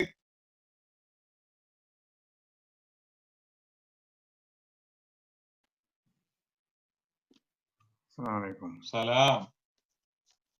ഇത് പുതിയൊന്നല്ല, പിന്നെ മണ്ടത്തരങ്ങൾ ഇതിന് മുമ്പും കുറെ ഉണ്ടായിരുന്നു. അത് ഓക്കെ, അതായത് അവരെ ഏറ്റവും വലിയ അറിവ് പങ്കിതാണ്. നമ്മുടെ മറ്റേ ഇതില് പറഞ്ഞ fresh fresh fresh fresh fresh അഖിമി സ്വലാത്ത. ഓക്കെ, അഖിമി സ്വലാത്ത എന്ന് പറഞ്ഞാല് നിസ്കാരം സ്ഥാപിക്കുക എന്നല്ല അർത്ഥം, നിസ്കാരം നിലനിർത്തുക എന്നാണ്. അഖിമി സ്വലാത്ത, നമസ്കാരം നിലനിർത്തുക. ദുലൂക്കി, ദുലൂക്കി എന്ന് പറഞ്ഞാല് അഥവാ തിരിയുമ്പോൾ, അഥവാ തിരിയുന്നത് സമയത്ത്, നീക്ക സമയത്ത്. ദുലൂക്കി അഷംസ് അഥവാ സൂര്യൻ തിരിയുന്ന സമയത്ത് എന്നാണ് അതിന്റെ നേരിക്കുള്ള അർത്ഥം. അതിൽ ഫുൾ അർത്ഥം കംപ്ലീറ്റ് നമുക്ക് പോവാം. എന്നിട്ട് ഇലാ ഗസക് അഥവാ ഇലാ ഗസക് എന്ന് പറഞ്ഞാൽ ഇരുട്ടുന്ന, ഗസക് എന്ന് പറഞ്ഞാൽ ഇരുട്ട്, ഇരുട്ടുന്നത് വരെ. അല്ലൈലി രാത്രി, ഇലാ ഗസഖിൽ ലൈലി. ഖുർആൻ പാരായണം, ഖുർആൻ പാരായണം. അൽ ഫജ്ർ പ്രഭാത നമസ്കാരത്തിലെ, അൽ ഫജ്ർ എന്ന് പറഞ്ഞാൽ പ്രഭാത നമസ്കാരത്തിലെ ഖുർആൻ പാരായണം. ഇന്ന ഖുർആന തീർച്ചയായും ഖുർആൻ പാരായണം. അൽ ഫജ്ർ പ്രഭാത നമസ്കാരത്തിലെ പാരായണം. കാന അതാകുന്നു, അല്ലെങ്കിൽ അതായിരിക്കുന്നു. മഷ്ഹൂദ സാക്ഷ്യം വഹിക്കപ്പെടുന്നതാണ്. അഥവാ ആ ആയത്തിന്റെ പൂർണ്ണമായ അർത്ഥം സൂര്യന് ഉച്ച തിരിയുമ്പോൾ മുതൽ രാത്രി ഇരുട്ടുന്നത് വരെ. ഇവിടെ എന്താണ് വാര്യ അർത്ഥം കൊടുത്തത്? സൂര്യൻ അസ്തമിച്ചത് മുതൽ രാവിലെ ഫജ്ർ നമസ്കാരം, അങ്ങനെയല്ല. സൂര്യൻ ഉച്ച തിരിയുമ്പോൾ മുതൽ രാത്രി ഇരുട്ടുന്നത് വരെ നീ നമസ്കാരം നിലനിർത്തുക. പ്രഭാത നമസ്കാരത്തിലെ ഖുർആൻ പാരായണവും നിലനിർത്തുക. നിശ്ചയായും പ്രഭാത നമസ്കാരത്തിലെ ഖുർആൻ പാരായണം സാക്ഷ്യപ്പെടുത്തപ്പെടുന്നതാകുന്നു. ഇതാണ് ആ ആയത്തിന്റെ മുഴുവനായിട്ടുള്ള, അഥവാ 5 നേരത്തെ നിസ്കാരത്തിന് അതിന്റെ ആമായിട്ട് മൊത്തത്തിൽ 5 നേരത്തെ നിസ്കാരത്തെ മൊത്തത്തിൽ ഉൾക്കൊള്ളുന്ന രീതിയിൽ അതിന് കൃത്യമായ സമയം പറയാതെ സൂര്യൻ ഉച്ച തിരിയുന്ന പോലെ, ലൊഹർ നിസ്കാരം മുതൽ പിറ്റേ ദിവസം ഫജ്ർ നിസ്കാരം വരെയുള്ള വിവിധങ്ങളായ സമയങ്ങളെ സൂചിപ്പിച്ചുകൊണ്ടാണ് അതിന്റെ ആമായിട്ടുള്ള കൽപ്പനയാണ് എന്ത്? ഈ സൂറത്ത് ഇസ്രായിലെ 78-ാമത്തെ ആയത്ത്. 5 നേരത്തെ നിസ്കാരത്തിൽ ഇത് മാത്രമല്ല, ഇതിപ്പോ 4 സമയങ്ങളെ കുറിച്ച് പറയുന്നതും അതുപോലെ തന്നെ ഒരു സമയത്തെ കുറിച്ച് പ്രത്യേകം പറഞ്ഞത് സ്വലാത്തുൽ ഉസ്ത, നിങ്ങൾ മധ്യമ നമസ്കാരത്തെ കുറിച്ച്, അസർ നമസ്കാരത്തെ നിങ്ങൾ സൂക്ഷിക്കുക എന്ന് പറഞ്ഞ ഒരു നിസ്കാരത്തെ കുറിച്ച് മാത്രം പറഞ്ഞ ആയത്തുമുണ്ട്. 4 നമസ്കാരത്തെ കുറിച്ച് പ്രത്യേകമായി എടുത്ത് പറഞ്ഞ സംഭവങ്ങൾ. അപ്പം മധ്യമ നമസ്കാരം, 4 നിസ്കാരവും മധ്യമ നമസ്കാരം കൂടുമ്പോൾ 5 നേരം എന്ന് വരും. അങ്ങനെ പറഞ്ഞിട്ടുണ്ട് ഖുർആനിൽ. ഈ ആയത്ത് എന്ന് പറഞ്ഞാല് അതിന്റെ ഒരു ബിഗ് അംബ്രല്ല, നിസ്കാരത്തെ കുറിച്ച് ആമായിട്ട് പറഞ്ഞ ആയത്താണ് 17-ാം അധ്യായത്തിലെ 78-ാമത്തെ ആയത്ത്.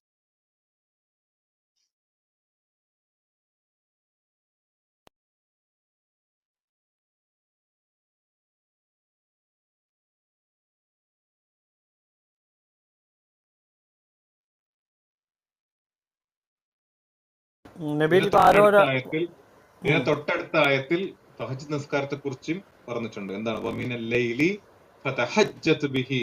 ഈ 5 നേരത്തെ നിസ്കാരത്തെ കൂടാതെ തഹജ്ജുദ് നിസ്കാരത്തെ കുറിച്ച് തൊട്ടടുത്ത ആയത്തിലും പറഞ്ഞിട്ടുണ്ട്.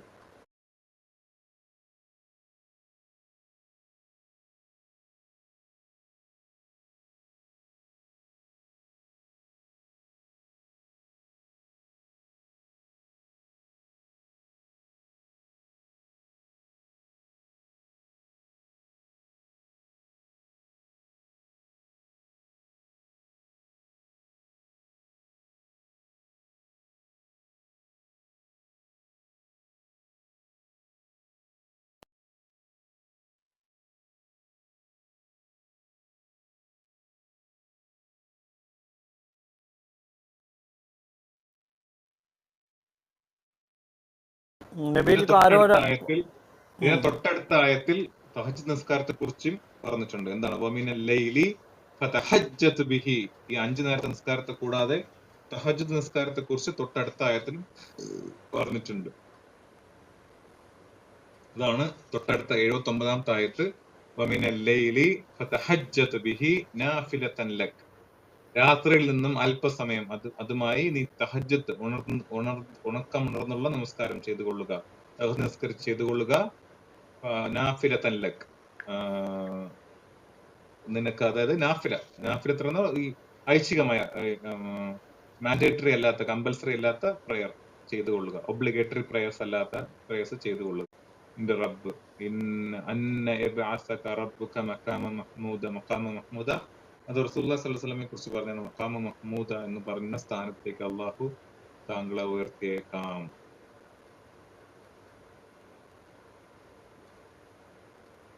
ഓക്കെ. 5 നിസ്കാരത്തെ പൊതുവായി പറഞ്ഞതും തഹജ്ജുദ് നിസ്കാരത്തെ കുറിച്ച് പ്രത്യേകമായി പറഞ്ഞതുമായ 2 ആയത്തുകളാണ് നമ്മൾ 78-79 ആയത്തുകൾ.